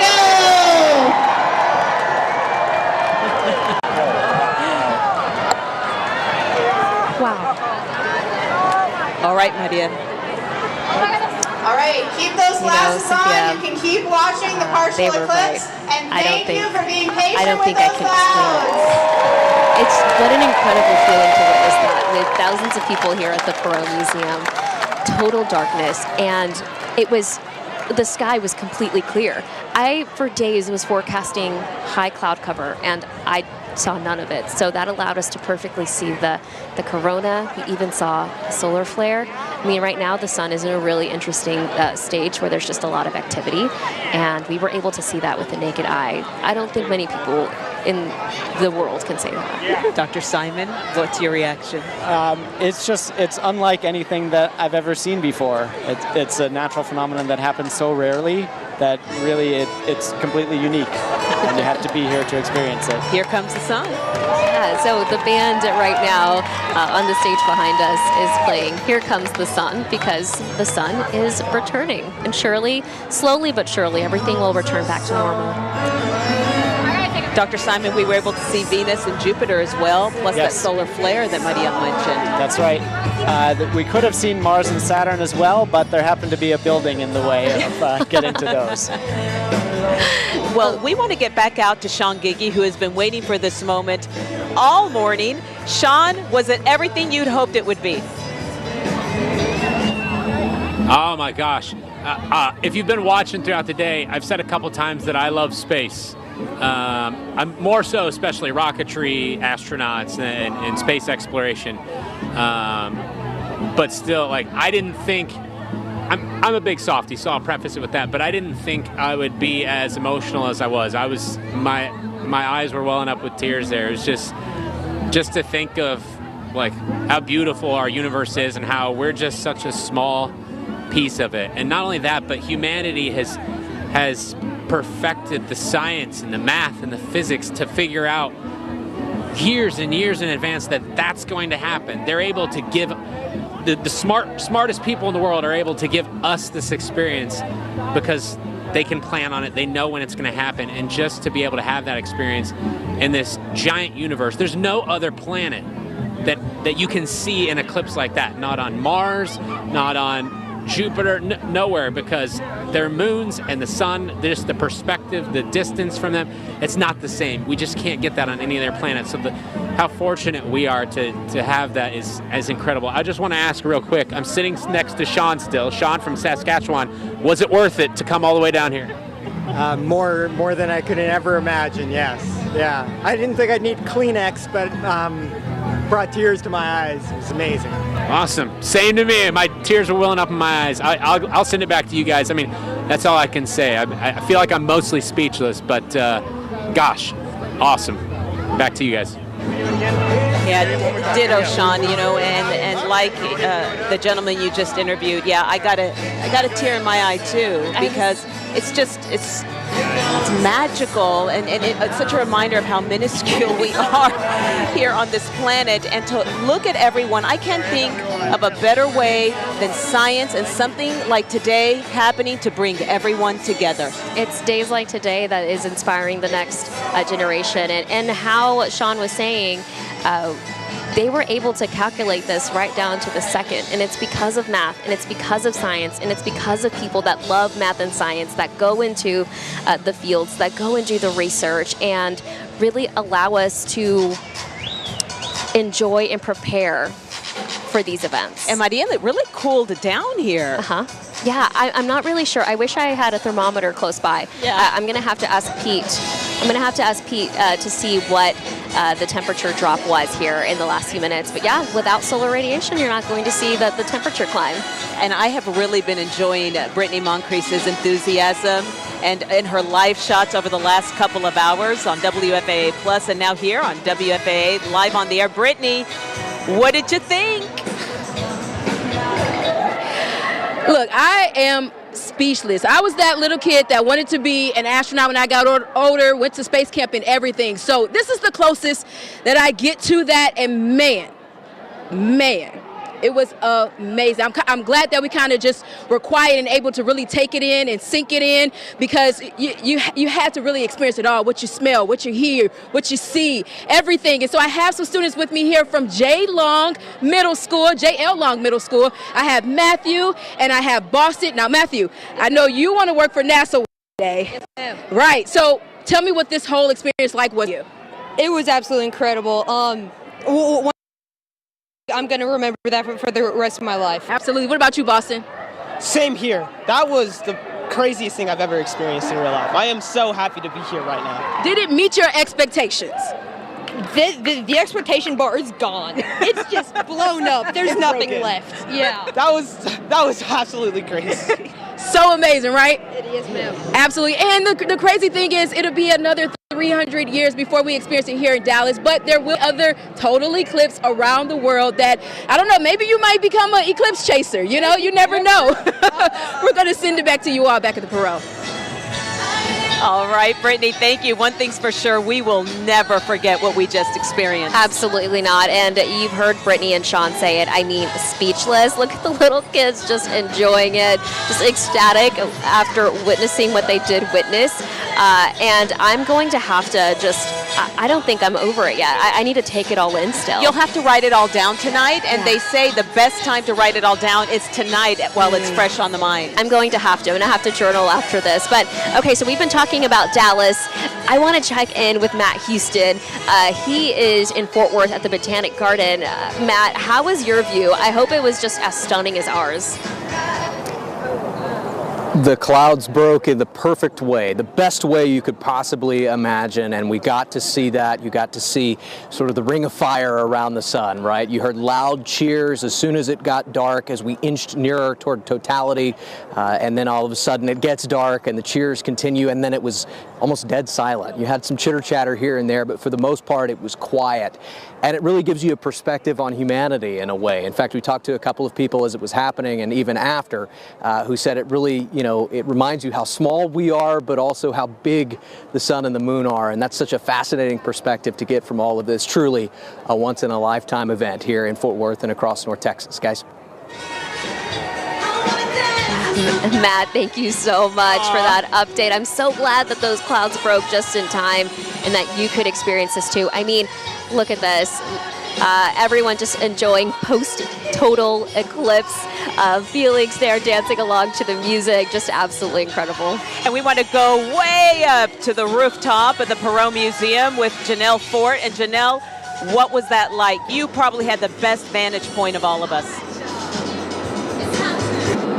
You know what? I wasn't sure what to expect. And I just remember the moment that totality hit. And you feel that strangeness kind of leading up to that moment. And then it's just this truly amazing, remarkable spectacle that we got to see up here. I know a lot of the astrologers today have been talking about the corona and the plasma that is around the sun that we only get a glimpse of during these total solar eclipse moments. We saw some of that plasma jumping around from up here. I'd been following the wildlife, so there were birds flying leading up to it, and then what happens is Mother Nature sets in, those birds landed. We saw a butterfly come up here, was acting a little erratic just before totality, and then flew down. So it was just really a remarkable experience, a once-in-a-lifetime experience that we were able to get from this just really, truly incredible viewpoint. I'm going to send it back to you guys down below. Janelle, thank you so much. From the rooftop of the Perot, one of the best sights of the total eclipse. Thanks for your insight from up there, and the butterflies and the birds just also, experiencing totality alongside with us. So now the big question will be, how does North Texas handle all of these crowds leaving all of the events across our area? Let's go to Tashara Parker with a view of what we're seeing right now. Tashara. Yeah, and look, we have not seen anything too crazy right now. I mean, the total solar eclipse that we just got to experience. Boy, when I tell you that was a scene, and just to actually experience it outdoors, you just felt the chills come over your body. Come on over here. Let's go ahead and get to these cameras and show them what's going on. Your drive is wide open. Remember, from 1 to 2 p.m., DPD did send out some information saying those exits as you're trying to get off, moving through parts of downtown Dallas, were going to be closed. So if you're trying to get onto the freeway, you should be all right? So just be mindful of that. I do want to cycle through some of my cameras. That is right at Field Street. Stacia, if you can help me out with those cameras and go to the next one for me so I can show you what exactly is happening here. We do have some other shots. This one is down in Waxahachie, Ellis County. We know a lot of you watched it out that way. So your drive looks good. 35E right at 77. The last shot here that I'll show you, also Ellis County. This is right at Parker Hill coming up and down 45. Your drive looks good. There's a wide shot of your map. Again, no major delays for you. This is that area that I mentioned to you that DPD warned us about, to make sure that if you're trying to move in and around downtown Dallas, you're not going to be able to get onto the highway, exit the highway, I should say, as you're making your way through the downtown Dallas Mixmaster. I know we've been covering several areas, and North Texas is a huge area, so I want to bring in Stacia Wilson to help us get around some of those other delays this afternoon. Stacia? Yeah, I think, Tashara, what really helped with this situation, there were all kinds of events going on, but it was also something that most of us could just walk out our front door and see, literally, from the step of your home. So that definitely just kind of, I think, kept people grounded, and it has not been bad from what we've seen. Of course, a lot of changes on the way, including weather conditions that could definitely influence our situation involving traffic on the roadways. Tarrant County, you can see your map's been pretty green since late this morning. You haven't really had any major issues out there. And as I mentioned before, though, we could be facing some intense traffic as we head into the evening rush hour. So just looking at some cameras for you. So Tarrant County, right along 820, I believe, I think it's covered. It. That is where you just basically have nobody on the roadways. If we're also checking some additional cameras, there, Tashara's got me. This is another shot of Tarrant County. Also Kaufman County we were looking at. No problems there. Denton County and Collin County all look good. All right, back to you. All right, Stacia, thank you. And imagine all of the young astronomers who are out here today watching this total solar eclipse just happen. Just being inspired and learning alongside us, having fun alongside us. Thank you so much, y'all, for trusting us to cover this event alongside you and bringing us into your homes to experience totality together. Dr. Simon, final thoughts? Well, so, my colleagues from Carnegie Science and I have been spread out across Dallas visiting schools and other locations for the last several days. The most common question that we got is, would the clouds actually allow us to see totality? And I'm just really grateful that there was a hole in the clouds, the sky cleared up just at the perfect moment, and we got the amazing view that we were hoping for. How did you feel? It was just a sense of awe. Like I said earlier, it's something that is totally unlike anything else that I have ever experienced. I think that you have ever experienced either. Tell us what it felt like to see the solar flare. The little dot on the side. Yeah, so I could see a couple of those bright red spots on the edges of the sun. Those are plumes of gas that are being ejected by the sun. And of course, this is really the only possible time that you can see those with your eyes. What do you make of all the people dancing and the reaction right after totality? I saw my own 11-year-old son right over there jumping up and down right after it ended. Wow, so you got to bring your son with you to enjoy. Yeah, I did. What's that like? It's really cool to have my family here to experience this. I've never been to a total solar eclipse before, and I'm really glad that they got to see this one. Wow. Final thoughts for you, Maria? It was absolutely incredible. Thank you for allowing me to sit next to you to cover this. It was so fun to learn alongside you, and thank you for pointing out the planets for me. It made it just an incredibly unique experience, and truly just reminds me that I'm in the right field because I love our sky and I love our atmosphere and I love learning, and I love that I got to witness the next generation of scientists. Well, I just loved your guidance today, Maria, truly, and really your enthusiasm and your knowledge. Was it everything that you had hoped it'd be? It was so much more. I don't think I expected. It's overwhelming. Another thing that I'm thinking about just personally, as I look at all the moms here with their children, are my own children who are experiencing this at school today. I want to thank our educators so much, our schools across North Texas, for making sure that our students got the ultimate experience also. I didn't have to worry about bringing my kids here today because I knew that you would take care of it at school. Thank you so very, very much. I love that they're getting to experience this alongside their peers. And this reminder, everyone, several astronomers have told me, don't forget to write down, journal what you witnessed today, both here on the air and if you witnessed it in person, just so that you'll always remember it from these very moments. Yeah, and I really hope you enjoy it. And keep in mind, the partial eclipse is still going on until 3:02. Well, thank you so much for joining us on WFAA Plus and here live on WFAA. We hope it was as incredible for you as it was for us. Our coverage continues at WFAA.com and tonight at 4, 5, 6, and 10.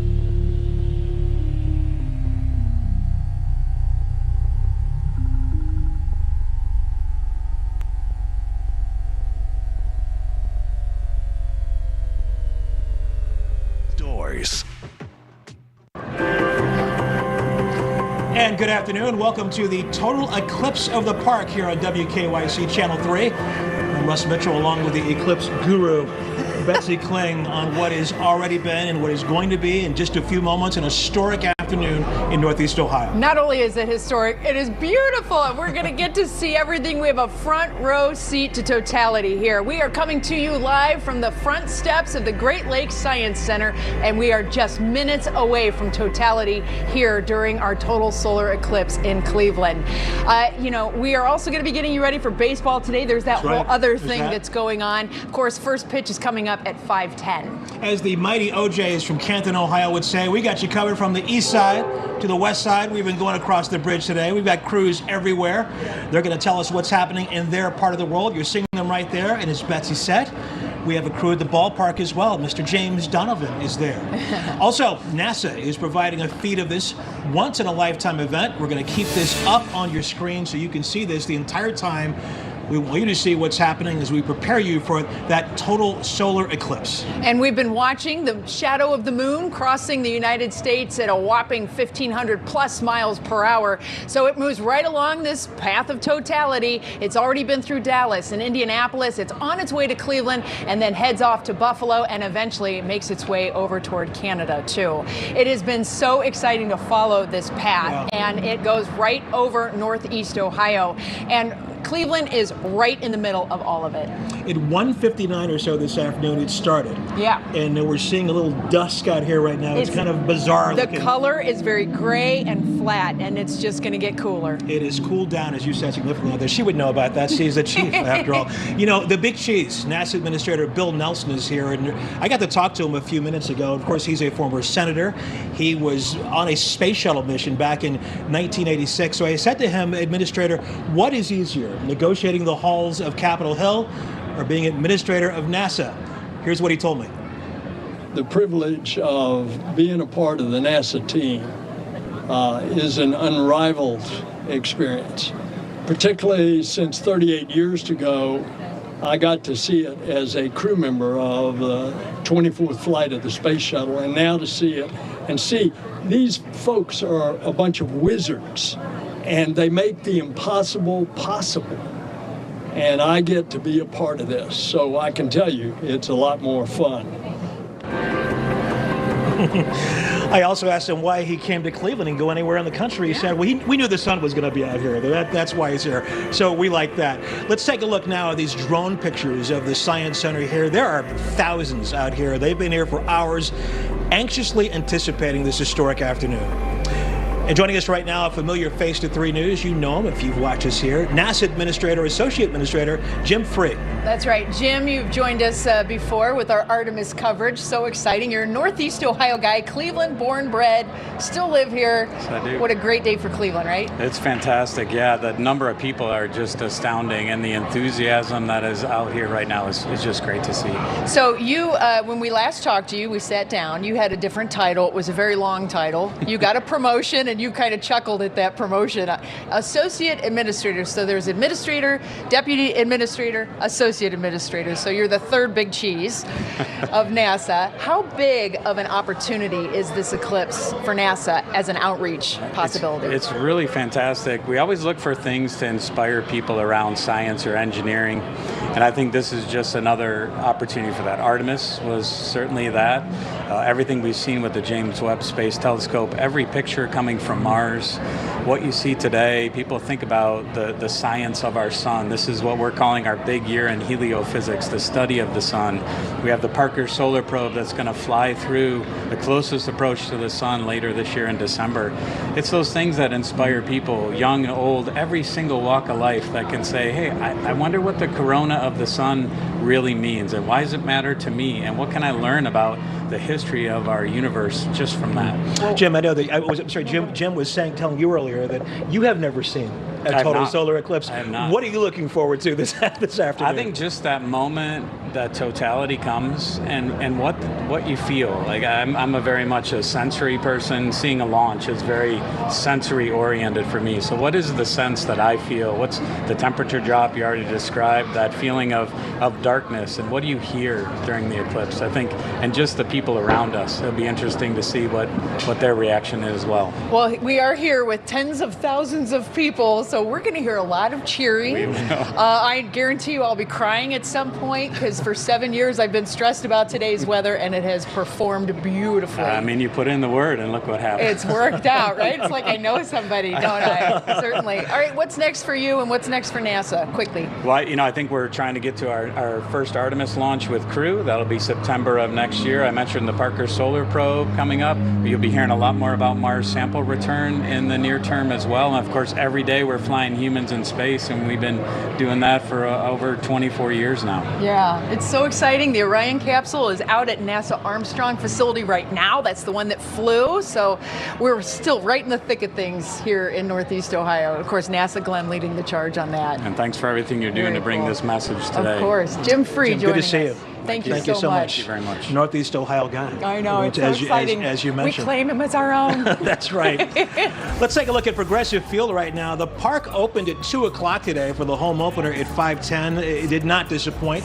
The Guardians taking on the Chicago White Sox this afternoon, and the lines were long. These folks waited to get in. Anyone with a ticket there can watch the eclipse. As we said, the gates opened at 2 o'clock. So quite a great time over the ballpark as well. Excitement there. Who do we go to at the ballpark? Who is the guy at the ballpark? Who is the guy that we always go to this time of year at the ballpark, who puts it all in perspective for us? Mr. James Donovan. Jimmy, how are things there? I'll tell you, Russ and Betsy, this is incredible inside Progressive Field. Big crowd in here, all eyes going upward. As a matter of fact, not only a big crowd, but all of the Guardians are outside their dugout here on the third base side, and equally so over on the first base side, the Chicago White Sox, today's opponent in the home opener. They're all outside too. The temperature is dropping here. The anticipation is very high. Coming up at 5:10, a different kind of totality. It will be total baseball for the home opener when the Guardians open up against the Chicago White Sox, all right here on Channel 3. Russ and Betsy, this is the most unique home opener ever in Cleveland, as we send it back to you. All right, Jimmy, thank you so much. Are you We crying? get to see it. We do. Are you crying yet? I will be. All right. Stand by. It's coming up. Stay with us because after the break, the wait is over. We will be with you here live as totality goes over Northeast Ohio. An incredible moment. We'll experience it with you coming up in just a moment. Stay with us. There are trucks, and then there's the GMC Sierra, available with the connected driving experience and the world's first 6-function multi-pro tailgate. GMC Sierra. It's the truck. Or get $3,500 purchase cash on select GMC Sierra models. Or get a total of $6,000 purchase allowance when you trade in an eligible vehicle. We are professional grade GMC. Says we need to buy out the truck's lease or give it back. How are we going to run a business without a truck? How are we going to run a business without a truck? You can't. So let's figure out a plan to keep you guys on the road. Coffee, Craig? Thank you.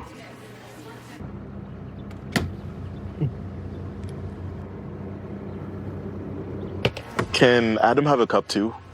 For every financial need, we'll meet you in the moment. KeyBank opens doors.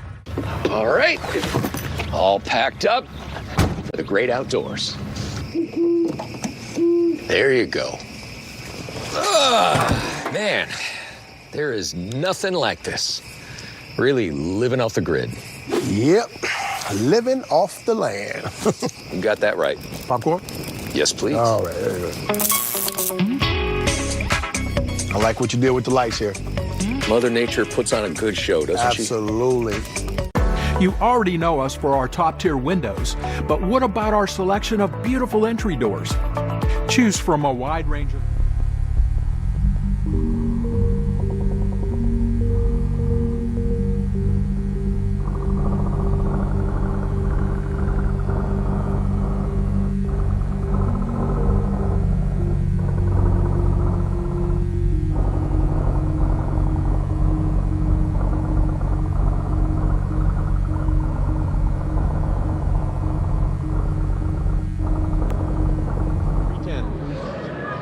Oh, and my welcome gosh. back. Here we are at the Science Center. It is 3:10 Eastern Time here in Cleveland, and it's a happening. It's happening. We have just a little slice left. If you're not able to get to a window or you can't see outside, we're going to guide you through the entire thing.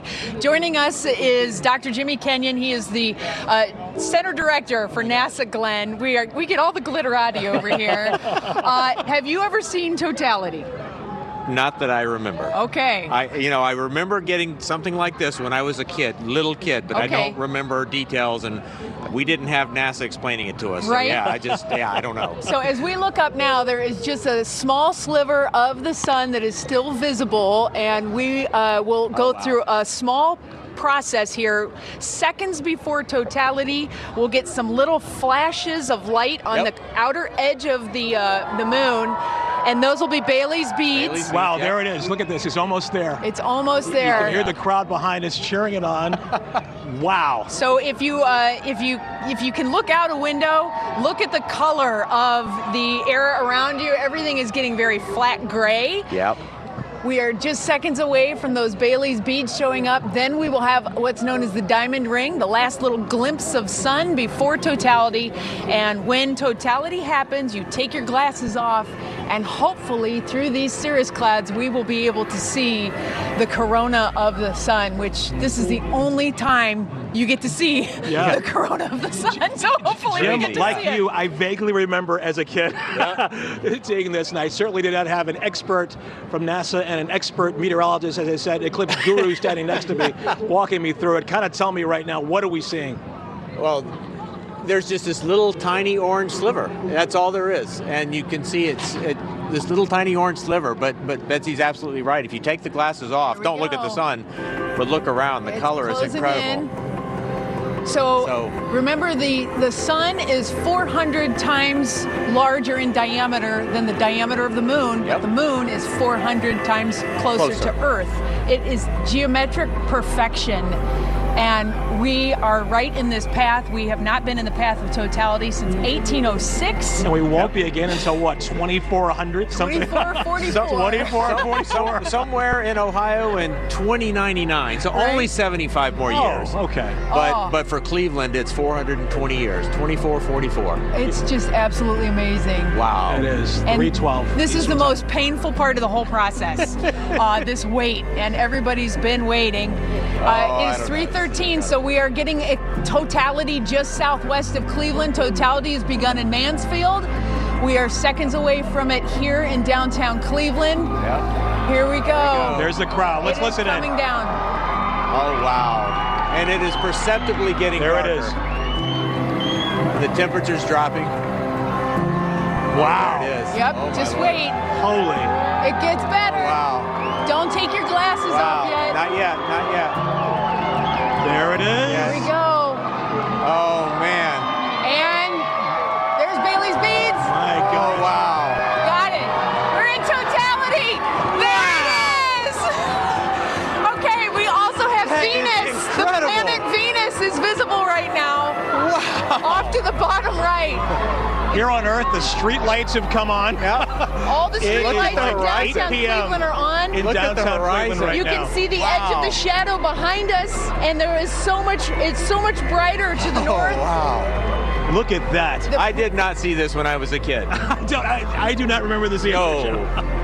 So this Look is at this. just so stunning. is So we so can see the incredible. planet Venus. Jupiter is up here to the upper left of the moon. Yep. And if we were going to get to see that Diablo comet that Russ told us about earlier in the week, last week, it would be to the right of Jupiter. I don't see it because of those cirrus clouds right now. But I'm going to take a photograph because Please do. I have to. Now, I am also seeing, we're getting some Bailey's beads on the ends, which is kind of interesting. So we are in a solar maximum. The sun runs on an 11-year solar cycle, maximum and minimum. In 2017, when I was in Jefferson City, we did not have the solar maximum, but we still had this amazing view. Wow. This year we're in a solar maximum, so we are getting to see so much more energy coming out, and we may actually, that bottom, you see that little glimmer, little glimmer at the bottom. and that very well could be a mass ejection, coronal mass ejection, or some kind of a solar sprite that is coming out of the sun right now. Yep. And we get to see it. And we've got planes flying above the atmosphere or above the clouds and everything else. So we'll have people who may be able to tell us. I don't know that for sure, but I will have people who may be able to tell us. Yes, we are. What's going on up there and what we're seeing. Right.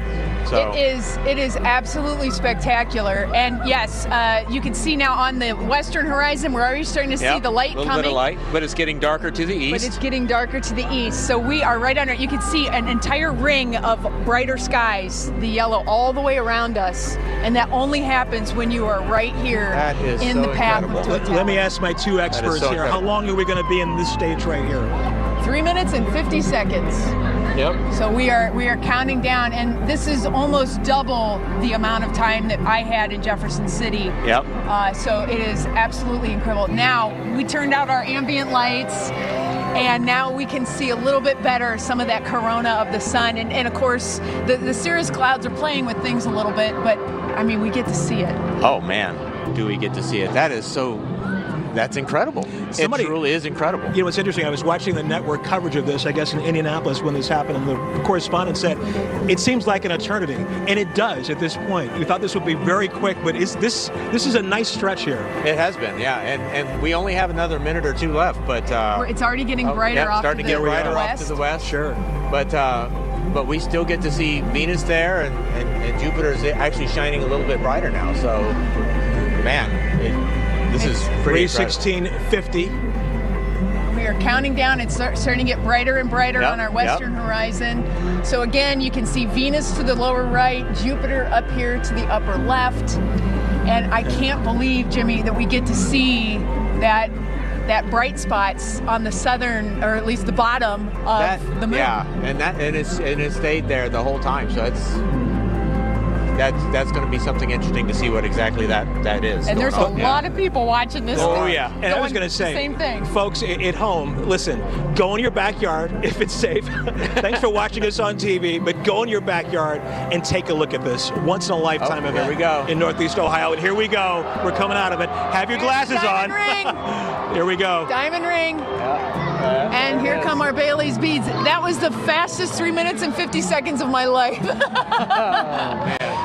But that is the end of totality in Cleveland. Now the lights will start to come back on, meaning the sun will begin shining again. Yeah. The city lights are going to be going out. You can already see it. Yeah, it's amazing how quickly it got dark when we hit totality, and how amazing how quickly it got light again now that we're coming out of totality. If you look at something white and you're seeing odd like lines or something moving, you're actually seeing the atmosphere. So there's just this short period of time where it's almost like these waves, these bands of color will show up on white surfaces, and that's that small sliver of the sunlight making it through the atmosphere, and you get to see the layers of the atmosphere at the same time. It is amazing how quick it is getting light. Yeah, it really is. It is stunning, and you can look behind us and see how much darker it is. That's where the shadow is now. It is. So, my gosh, we got to see it. We got to see it. We got to see it. All of the haters were saying how they doubted, and we got to see it. And congratulations. You've been obsessing over this for quite a while. 7 years of worrying about today's weather. Jim, thank you so much. Thank you for having me really on. Appreciate it. And thank you for being here with us. This is just a great opportunity to connect our community with us, and just appreciate you being part of it. Thank you. You know I'll be back out to see you soon with something else will be coming. A lot of fun. So thank you so much, Jimmy. Appreciate it. Dr. Jimmy Kenyon. Speaking of our community, we have folks, as I said, all over the place. Our morning team is at Wade Oval. Okay, what did you think?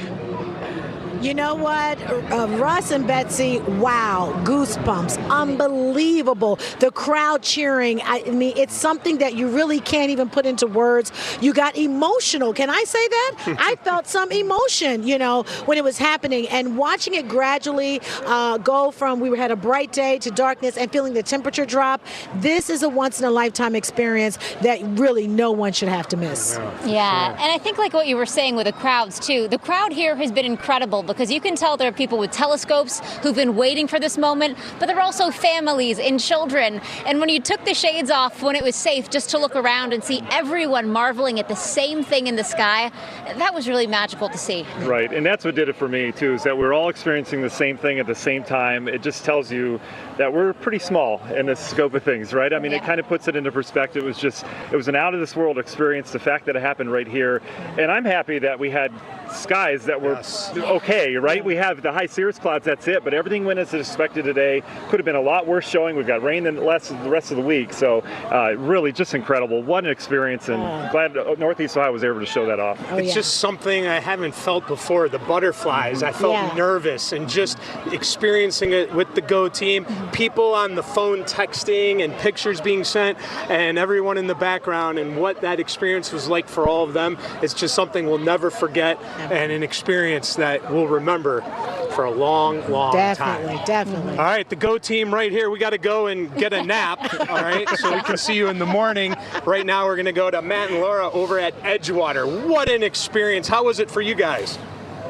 I mean, incredible. It's so funny, Dave, that you say that we're getting tossed from the morning show, because when the sun just came up, we said, good morning. Yeah. It was like 5:30, 6 a.m. We were ready for coffee. It was so magical here at Edgewater Park. People have been here since 8 a.m., 9 a.m. And yes, when we were in totality, we heard everybody scream. I was screaming, woohoo! It's like, it was this amazing feeling to see it. And it was just so cool here. You almost heard the quiet. I mean, we are in a public park. There's music, there's people talking, people playing Frisbee. But in that moment, in those minutes, it was quiet and calm. Birds stopped chirping. I mean, we're next to a bunch of trees. You actually had cars. I mean, we wouldn't recommend this, but cars pulling off on the side of the road next to where we're at. But around here, I mean, there's just hundreds of people in the park. There's people that are out on the water. We have met people from as far away as Arizona who had all their camera gear. I mean, they've just been waiting for this for months and months and months, and now it's finally finally here, and what an awesome few minutes to experience. It was so cool, and we really enjoyed it. Betsy, absolutely. you said you were going to cry. I'm sure there were tears. I was feeling that for you. Yeah. It was incredible. It really was. And I got to do it with my girls. I told you I was going to cry. I hear her. Betsy Russ, you there? Anything else? Yeah, I'm we're here. there. I'm not crying. Betsy's crying. But I'm with you. Betsy is I'm with crying. you. I'm like, am I hearing Betsy? She's okay? She's fine. Russ, She's we'll send fine, it back Laura to you. and Matt. I got her. Okay, good. I got her Good. covered. It's all good. We are going to come back in just a moment. You good? I am. Okay, we're going to come back in just a minute and wrap things up. Also give you a traffic update because you can imagine folks are leaving here. It's quite the exodus. If you're coming downtown, you're coming around the area, you may want to know what's happening. Danny Wiggins will have that for us. We are back after a break.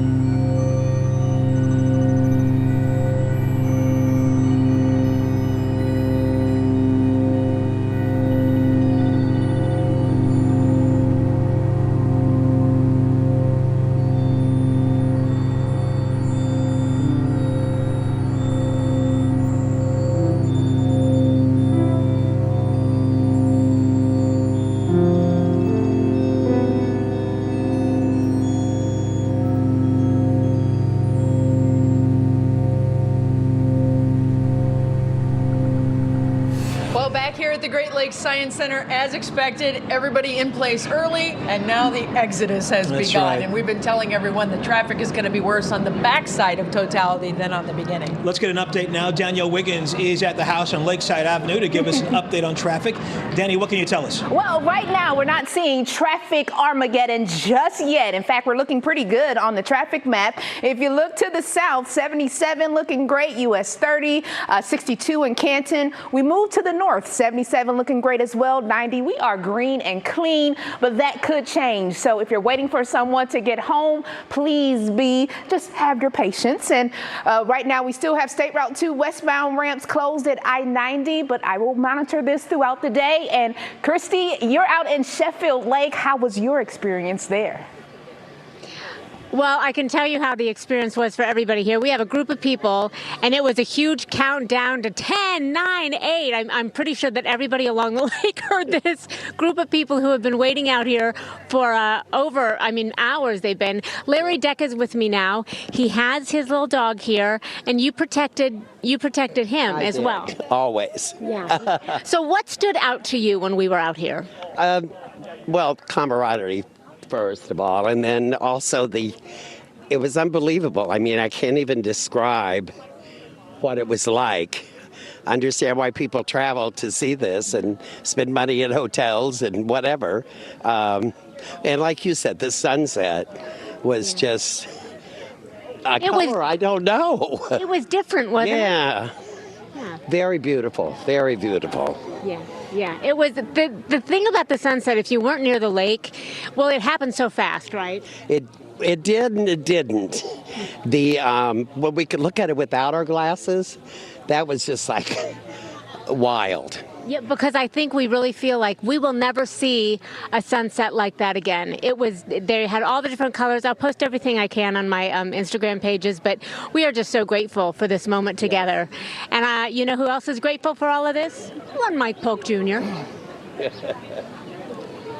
Darn right. Hey, I'm Mike. grateful. I'm here at the Cleveland Metro Park. Hi guys. I'm here at the Cleveland Metro Park Zoo, where we are all coming down from the high, including my elephant friends here, who did not react in any way during the eclipse. They couldn't have cared less, just kept eating, because there are a bunch of sticks in the mud who don't like to have a good time. Now, on the other hand, these flamingos over here, well, let's just say they were disturbed. They went a little nuts during the during the eclipse. They thought the sun was gone forever. Of course it's not. It comes back.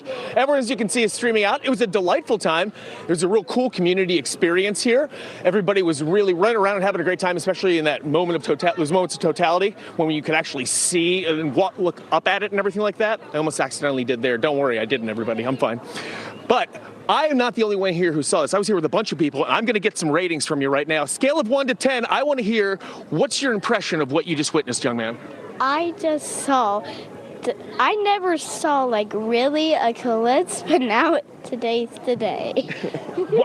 Well, I think you probably summed it up better than anybody could have there. Honestly, you guys are raising a poet here. So you enjoyed yourself. What's your name, son? William. Okay, scale of 1 to 10, eclipse. 10? 9.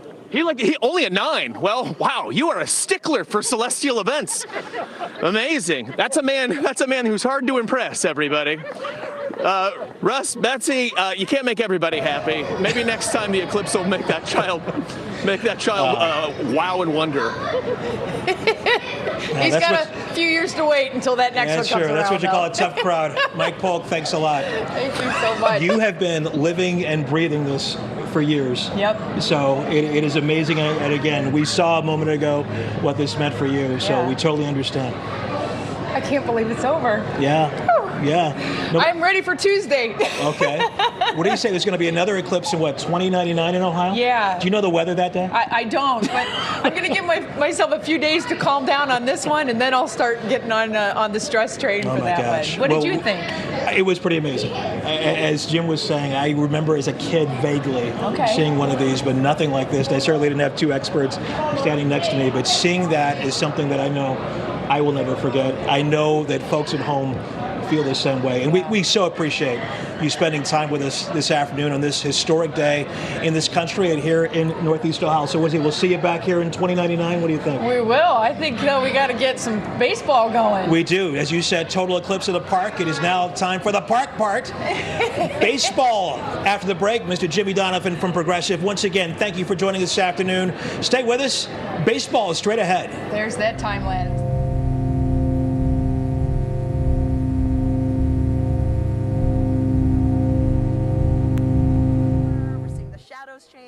Yeah, we're seeing the light is definitely different from when the sun sets and the shadows get a little diffuse. Here they're still sharp, but the light is diminishing. Your brain tells it something different is happening. Something is definitely up. So, speaking of up, that's where the James Webb Space Telescope is. And what's interesting about the telescope is that it actually can't look directly at the sun, just like we can't. Yeah. Can you tell me a little bit more about why that is? Sure. We designed Webb to look for very faint things in the distant universe, so it's very sensitive for very faint things. Of course, the sun is very bright, and so we had to make sure that it could never look at the sun. We use solar power to power the spacecraft, but the telescope can't look at the sun. That makes a lot of sense. Now, as it's starting to get a little bit closer to all of the cool phenomenon, the Bailey's beads, the diamond, let's go ahead and put on our glasses. All right. So that we can look up and continue chatting. Wow. Just a little bit left. That is incredible. Wow. So, Eric, I have a couple more questions for you. Another thing that I was wondering about is how we can use actually eclipses to study exoplanets, which are planets outside of our solar system, using, I think, the transit method. Is that what that's called? Yeah. Right now, during an eclipse, the moon Sorry, you can hear everybody getting excited. We're getting very close to totality here. The moon is transiting in front of the sun just the way planets that orbit around other stars transit in front of the star. So Webb can look at those exoplanets and use the transit just like we're staring up at the moon transiting the sun. Gotcha. And so a transit is, like you said, literally just when something crosses in front of something else. That's right, transit. yeah. Okay, very cool. So throughout the broadcast, we've actually been able to see the eclipse through different telescope feeds. Can you tell me a little bit about what the difference is between, actually, we're going to go ahead. Oh, here we go. We're getting really close. Oh my gosh, it looks like just a few more seconds until we are in complete totality. Oh my gosh. 5, 4, 3, here we 2, go. 1. You can hear everybody cheering. This is incredible. So let's go ahead and take off our glasses. We are in totality now. Oh, you can see the coronal spikes. Amazing.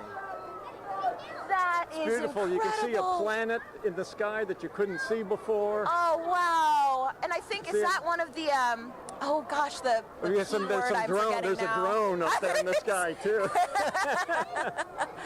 Oh, my goodness. Oh, wow. It's incredible. The rays that you can kind of just see coming off of the corona. Yes, yeah. Stunningly beautiful. Yeah, that's got to be one of the most amazing things I've ever seen. And you can see the gradation in the sky color down to the horizon, Oh, too. my goodness. Yeah. I am seeing a bit of that 360-degree sunset. Yes, yeah. That is really cool. It's amazing. Even though we're in the total shadow here, there's still the corona is still pretty bright. It's incredibly bright. You could read by the light of the corona. I think I would have some trouble reading, but I probably could. I could technically read something. So Eric. Oh, and actually we have the International Space Station flying over right now. So they are actually seeing not one, but two views of the eclipse. They're able to see not just the moon passing in front of the sun, but they're also able to see the shadow of the moon passing over Earth, which is absolutely incredible. I mean, I can hardly imagine a view being better than the one we have right now, but if there is one, it's probably on the space station. It's from the space station for sure. Wow. So yes, they're able to take some pictures of that, and that is just incredible. Just incredible. One of the things they told people to do if you're far away was to hear how nature changed. And it was interesting here. We're, of course, surrounded by a lot of people just to hear their reaction when we went into totality. It's true. The humans in nature have not gotten quieter, but louder, I would say. But, I mean, you can definitely hear the loudness has a different kind of character to it. There's almost like I don't know if wonder has a sound, but I think this might be it. Yeah. Hushed awe. Yes, hushed awe. That's wonderful. And I can see just one little red, I guess, like protrusion coming down little there. red spots almost. I noticed those too. That's cool. Now there are two. Yeah. Wow. That is just so cool. Yeah, I like the 360 sunset. It's a little hard to see behind us, but it's... we've got at least one or two drones. Yeah, some... our robot overlords. Of course. And so, Eric, I know that, clearly with the drones, people are starting to get involved in the eclipse, and I know that there are lots of ways that people can actually get involved. One of those ways is with citizen science. Right. Do you mind talking about some of those opportunities, how people can actually... Sure. We had citizen science programs where people could use their cell phones to take pictures during the eclipse. And we're getting ready to come out of totality. We're just putting our glasses on. And here we go. Oh, there it is. Oh, it's peeking out. Everybody is cheering. We have just made it to the end of totality. We're starting to see the sun just peeking back out amazing. Again. Now just look at the ground, how much brighter it's gotten. It is already so much brighter. That is so wild. That was probably one of the most amazing but also fastest 3 minutes of my life. Yeah. I wish I could do it all again. Yeah. All right, well, that was incredible. Incredible to get to experience that here in Holton. Thanks so much to the city of Holton, and also thank you so much, Dr. Smith, for coming out and hanging out with us and experiencing this wonderful event. Oh, it was my pleasure, and congratulations to the city of Holton here for doing such an amazing job covering the eclipse. It was amazing how well orchestrated it was. Above and beyond. Yeah. And I want to say, of course, a special thank you to photographer Dave Bowman, who has been giving us these incredible images from the telescope feed. And we're going to enjoy as the rest of the eclipse kind of ends here, going back in the direction that it came. And with that, we're going to send it back over to you, Megan.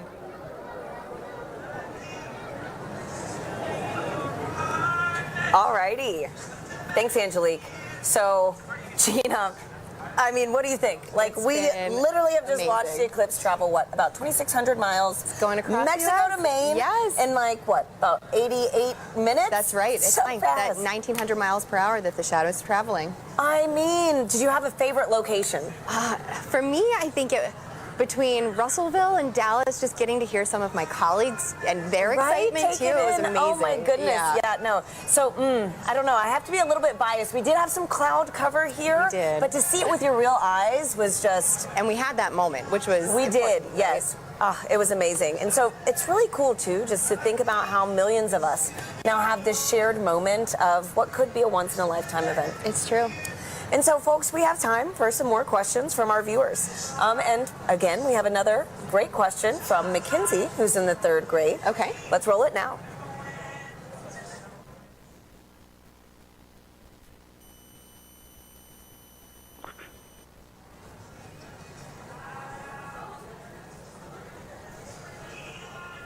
Hi, my name is Mackenzie. I am in 3rd grade. My question is, what is the difference between a lunar eclipse and a solar eclipse? Thank you for that question, Mackenzie. Okay, let's talk about the difference between the eclipses.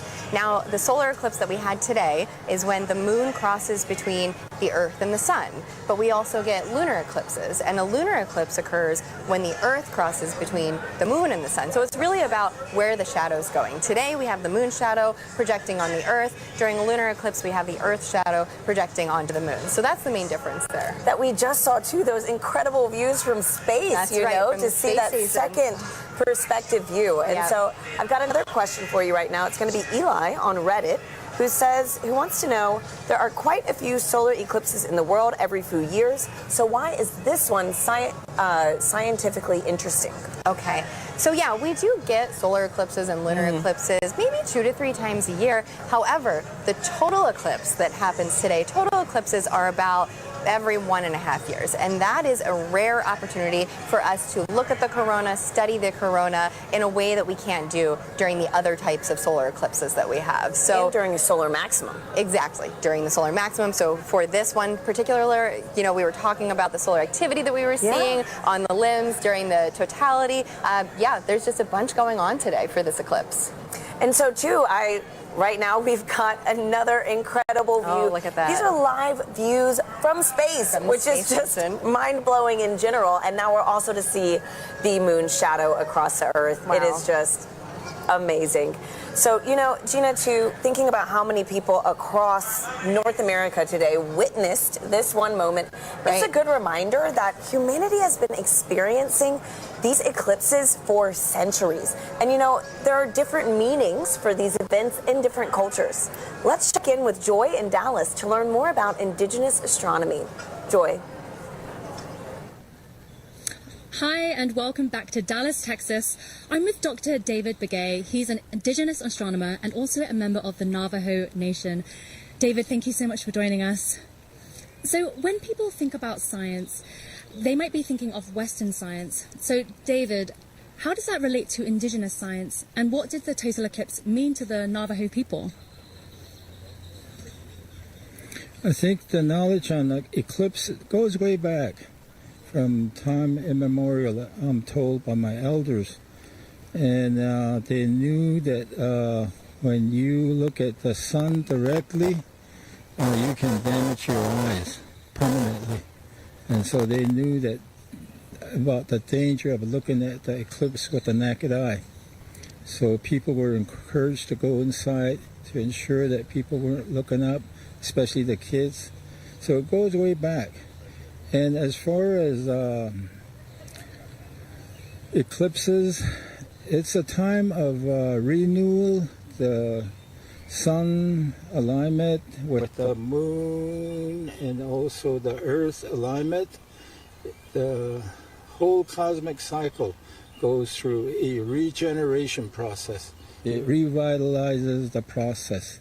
And so it's a gift that goes on for many years, over and over. It's a cycle. And as far as science goes, there's different definition of science.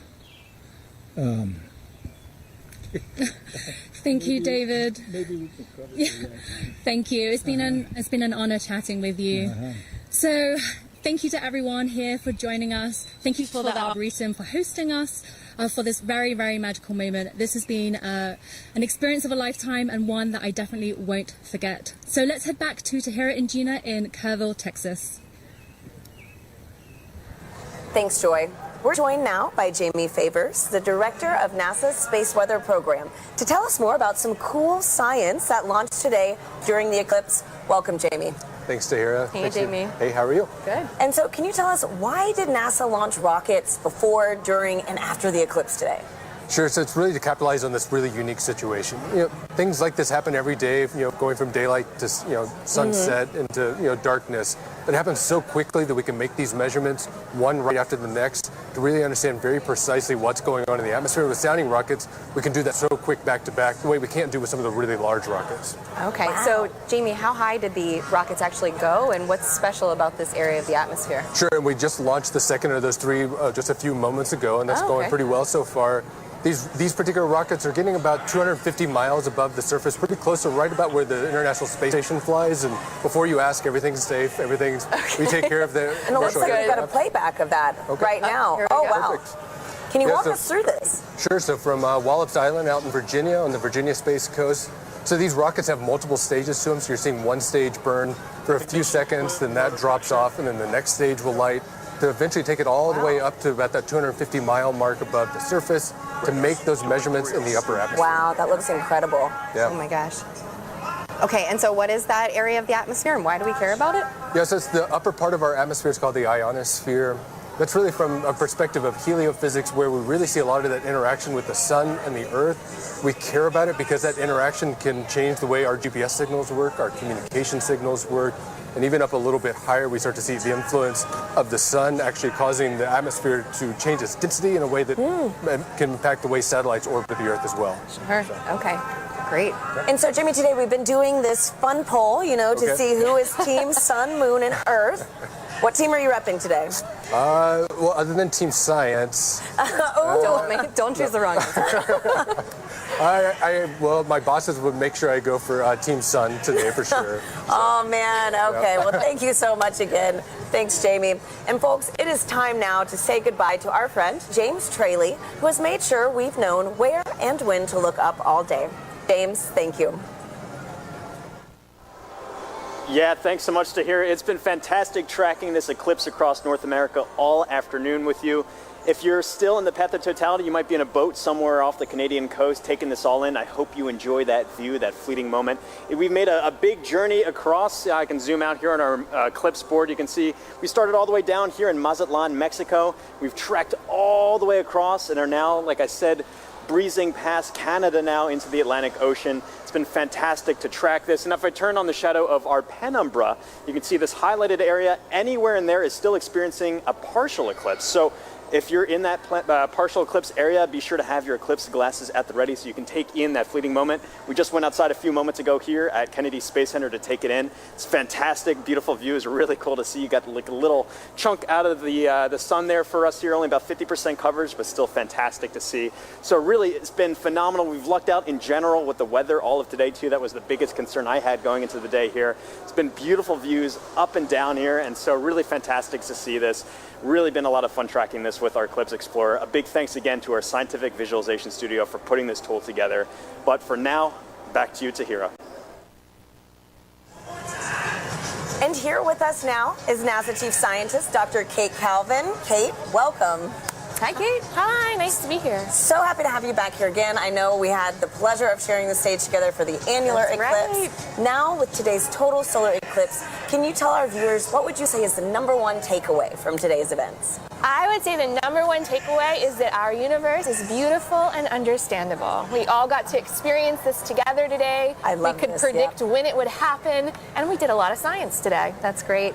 So speaking of the science that was conducted, how does that fold into kind of the greater science that we're doing with NASA in the future? Yeah, so we did a lot of science today, and a lot of it really complements science that we do all of the time. So one of the things we were really looking at today was the corona. The moon blocked out the sun so that we could see that part of the sun's atmosphere. But we also have a mission called Parker Solar Probe that's orbiting closer and closer to the sun so that we can study the corona with that.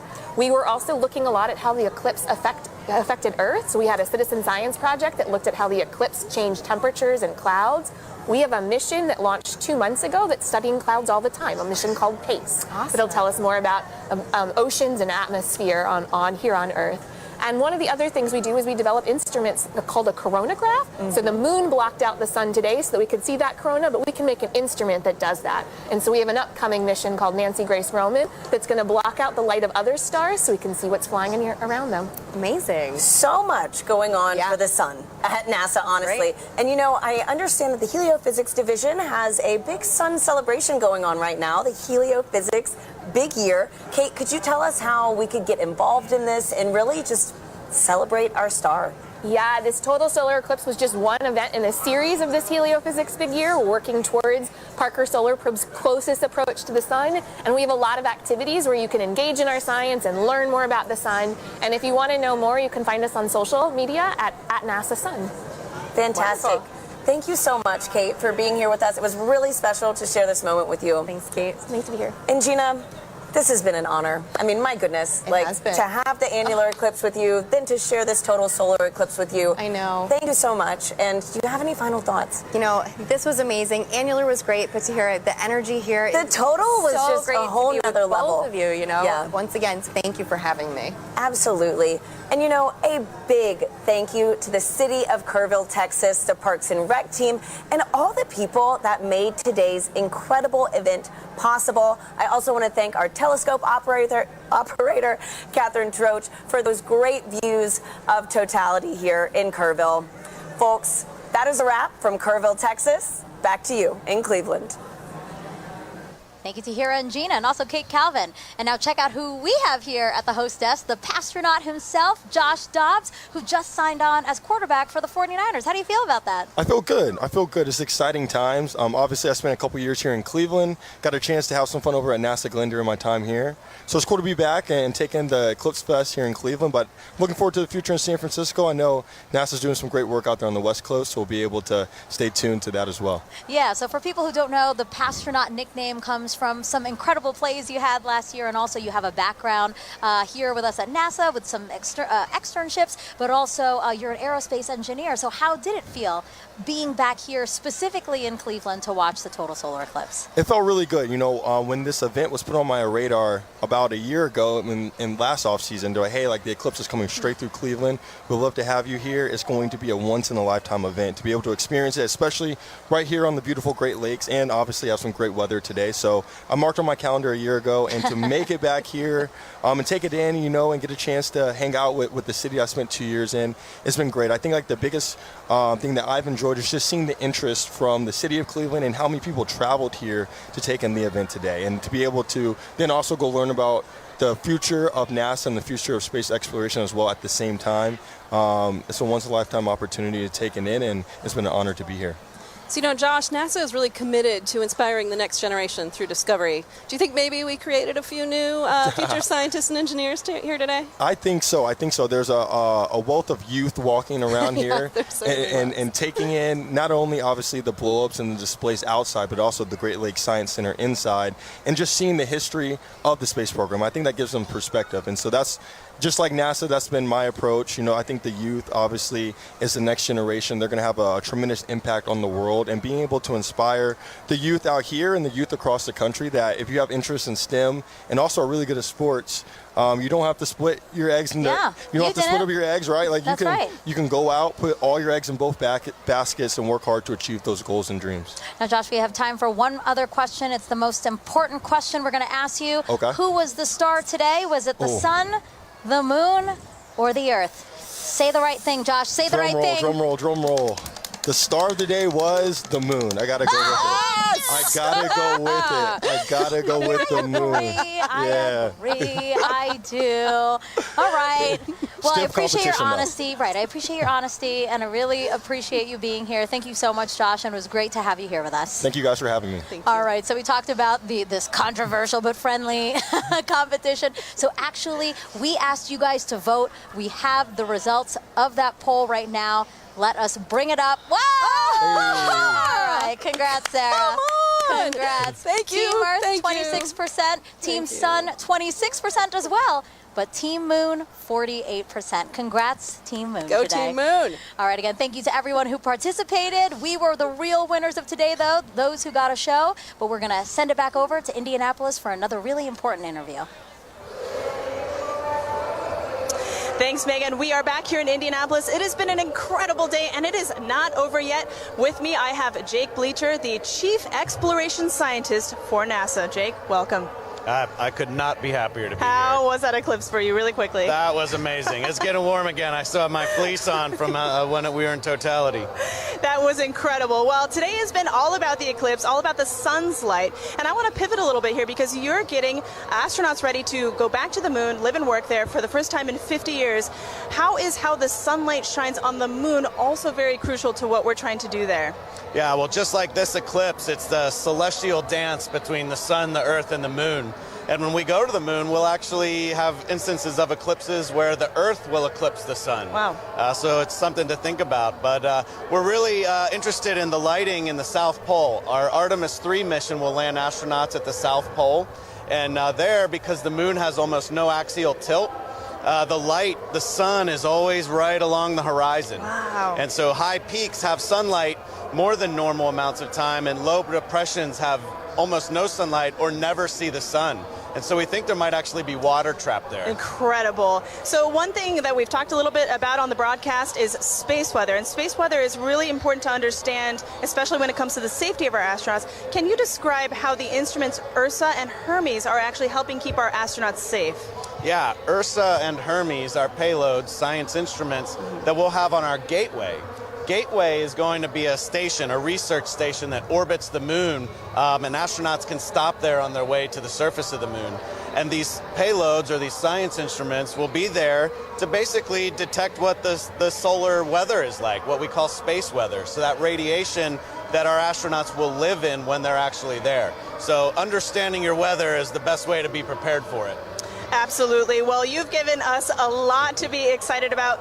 Jake, thank you for being here on this incredible day. I would not have missed it. Well, folks, that is all we have from Indianapolis. Thank you for joining us. It has been a wild ride, pun absolutely intended, and we've had an amazing time. So from all of us here, back to you guys. Thank you, Lauren. I did enjoy your pun. And now back here in Cleveland, we are joined by Jimmy Kenyon, director of NASA's Glenn Research Center. Thank you for joining us and for hosting us, really. Absolutely. Thanks for having us here. Well, so yeah, Glenn Research Center is right here in Cleveland, Yes. just down the road. The only NASA center in the Midwest, the only one in today's path of totality. Literally everything aligned for us to get a great show here. Absolutely. And it has been such a great show here. You could not have asked for better weather. And it's springtime in the Midwest. That's always a little bit of a debate, but you could not have asked for better weather. What a great outing. We're here with our partners at the Great Lakes Science Center, and which hosts our visitor center, so where the people are. And, Yep. and just a great opportunity to have everybody here and connect them with what we do. Yeah. Yeah, you hosted this wonderful 3-day event here and invited the community and all your visitors in to come and explore and learn a little bit about Glenn. Why was that important to you? It's important, but, well, as you know, having a total solar eclipse pass over your community is, for most people, a once-in-a-lifetime opportunity. But to have a total solar eclipse pass over a NASA community like Right. Cleveland, Right. that's even more rare. But what it does is it creates such a great opportunity to connect people with what we do. Everybody is here paying attention to our planet, paying attention to the moon and the sun and how all of these things work, our solar system and our universe. And that just gives us a great opportunity to say, this is what we do. Right. And connect people with that. And that's, you can't pass that kind of an opportunity up. Right. And speaking of all, like you said, the science, all this discovery that we're enabling today by the eclipse, let's talk more about the science, I know that nothing flies without Glenn. That's what you love to say, Jimmy. That's right. So can you explain the center's critical role within NASA? At NASA, Glenn, we work on aircraft propulsion, spacecraft propulsion, power for both aircraft and spacecraft, communications. We also work on materials and testing in extreme environments, but our core competencies of power, propulsion, communications. No aircraft and no spacecraft flies without those three things, and they never will. And so NASA Glenn is literally part of virtually every NASA mission. Well, Jimmy, thank you so much. I really appreciate you being here and again hosting us. This was a wonderful event. I know so many people joined us here and really enjoyed it because we were watching, we were looking out at the crowd, lots of smiles. So really, thank you so much, you and the Great Lakes Science Center. And thank you for being here and being part of this with us and really putting NASA and NASA Glenn on the map here for us. Thank you, Jimmy. Thanks so much. Have a great day. All right, and a big thank you to our whole team positioned across the path, from our correspondents to our experts and our telescope operators. We couldn't have done it without all of you. And Sarah, as we're taking again this aerial shot of the Great Lakes Science Center, so beautiful. Such a wonderful way to experience my first total solar eclipse, and I hope you had a good time too, because I know this isn't your first total solar eclipse. No, this is my second, but it was really great and special to be able to experience it with you and all the folks here.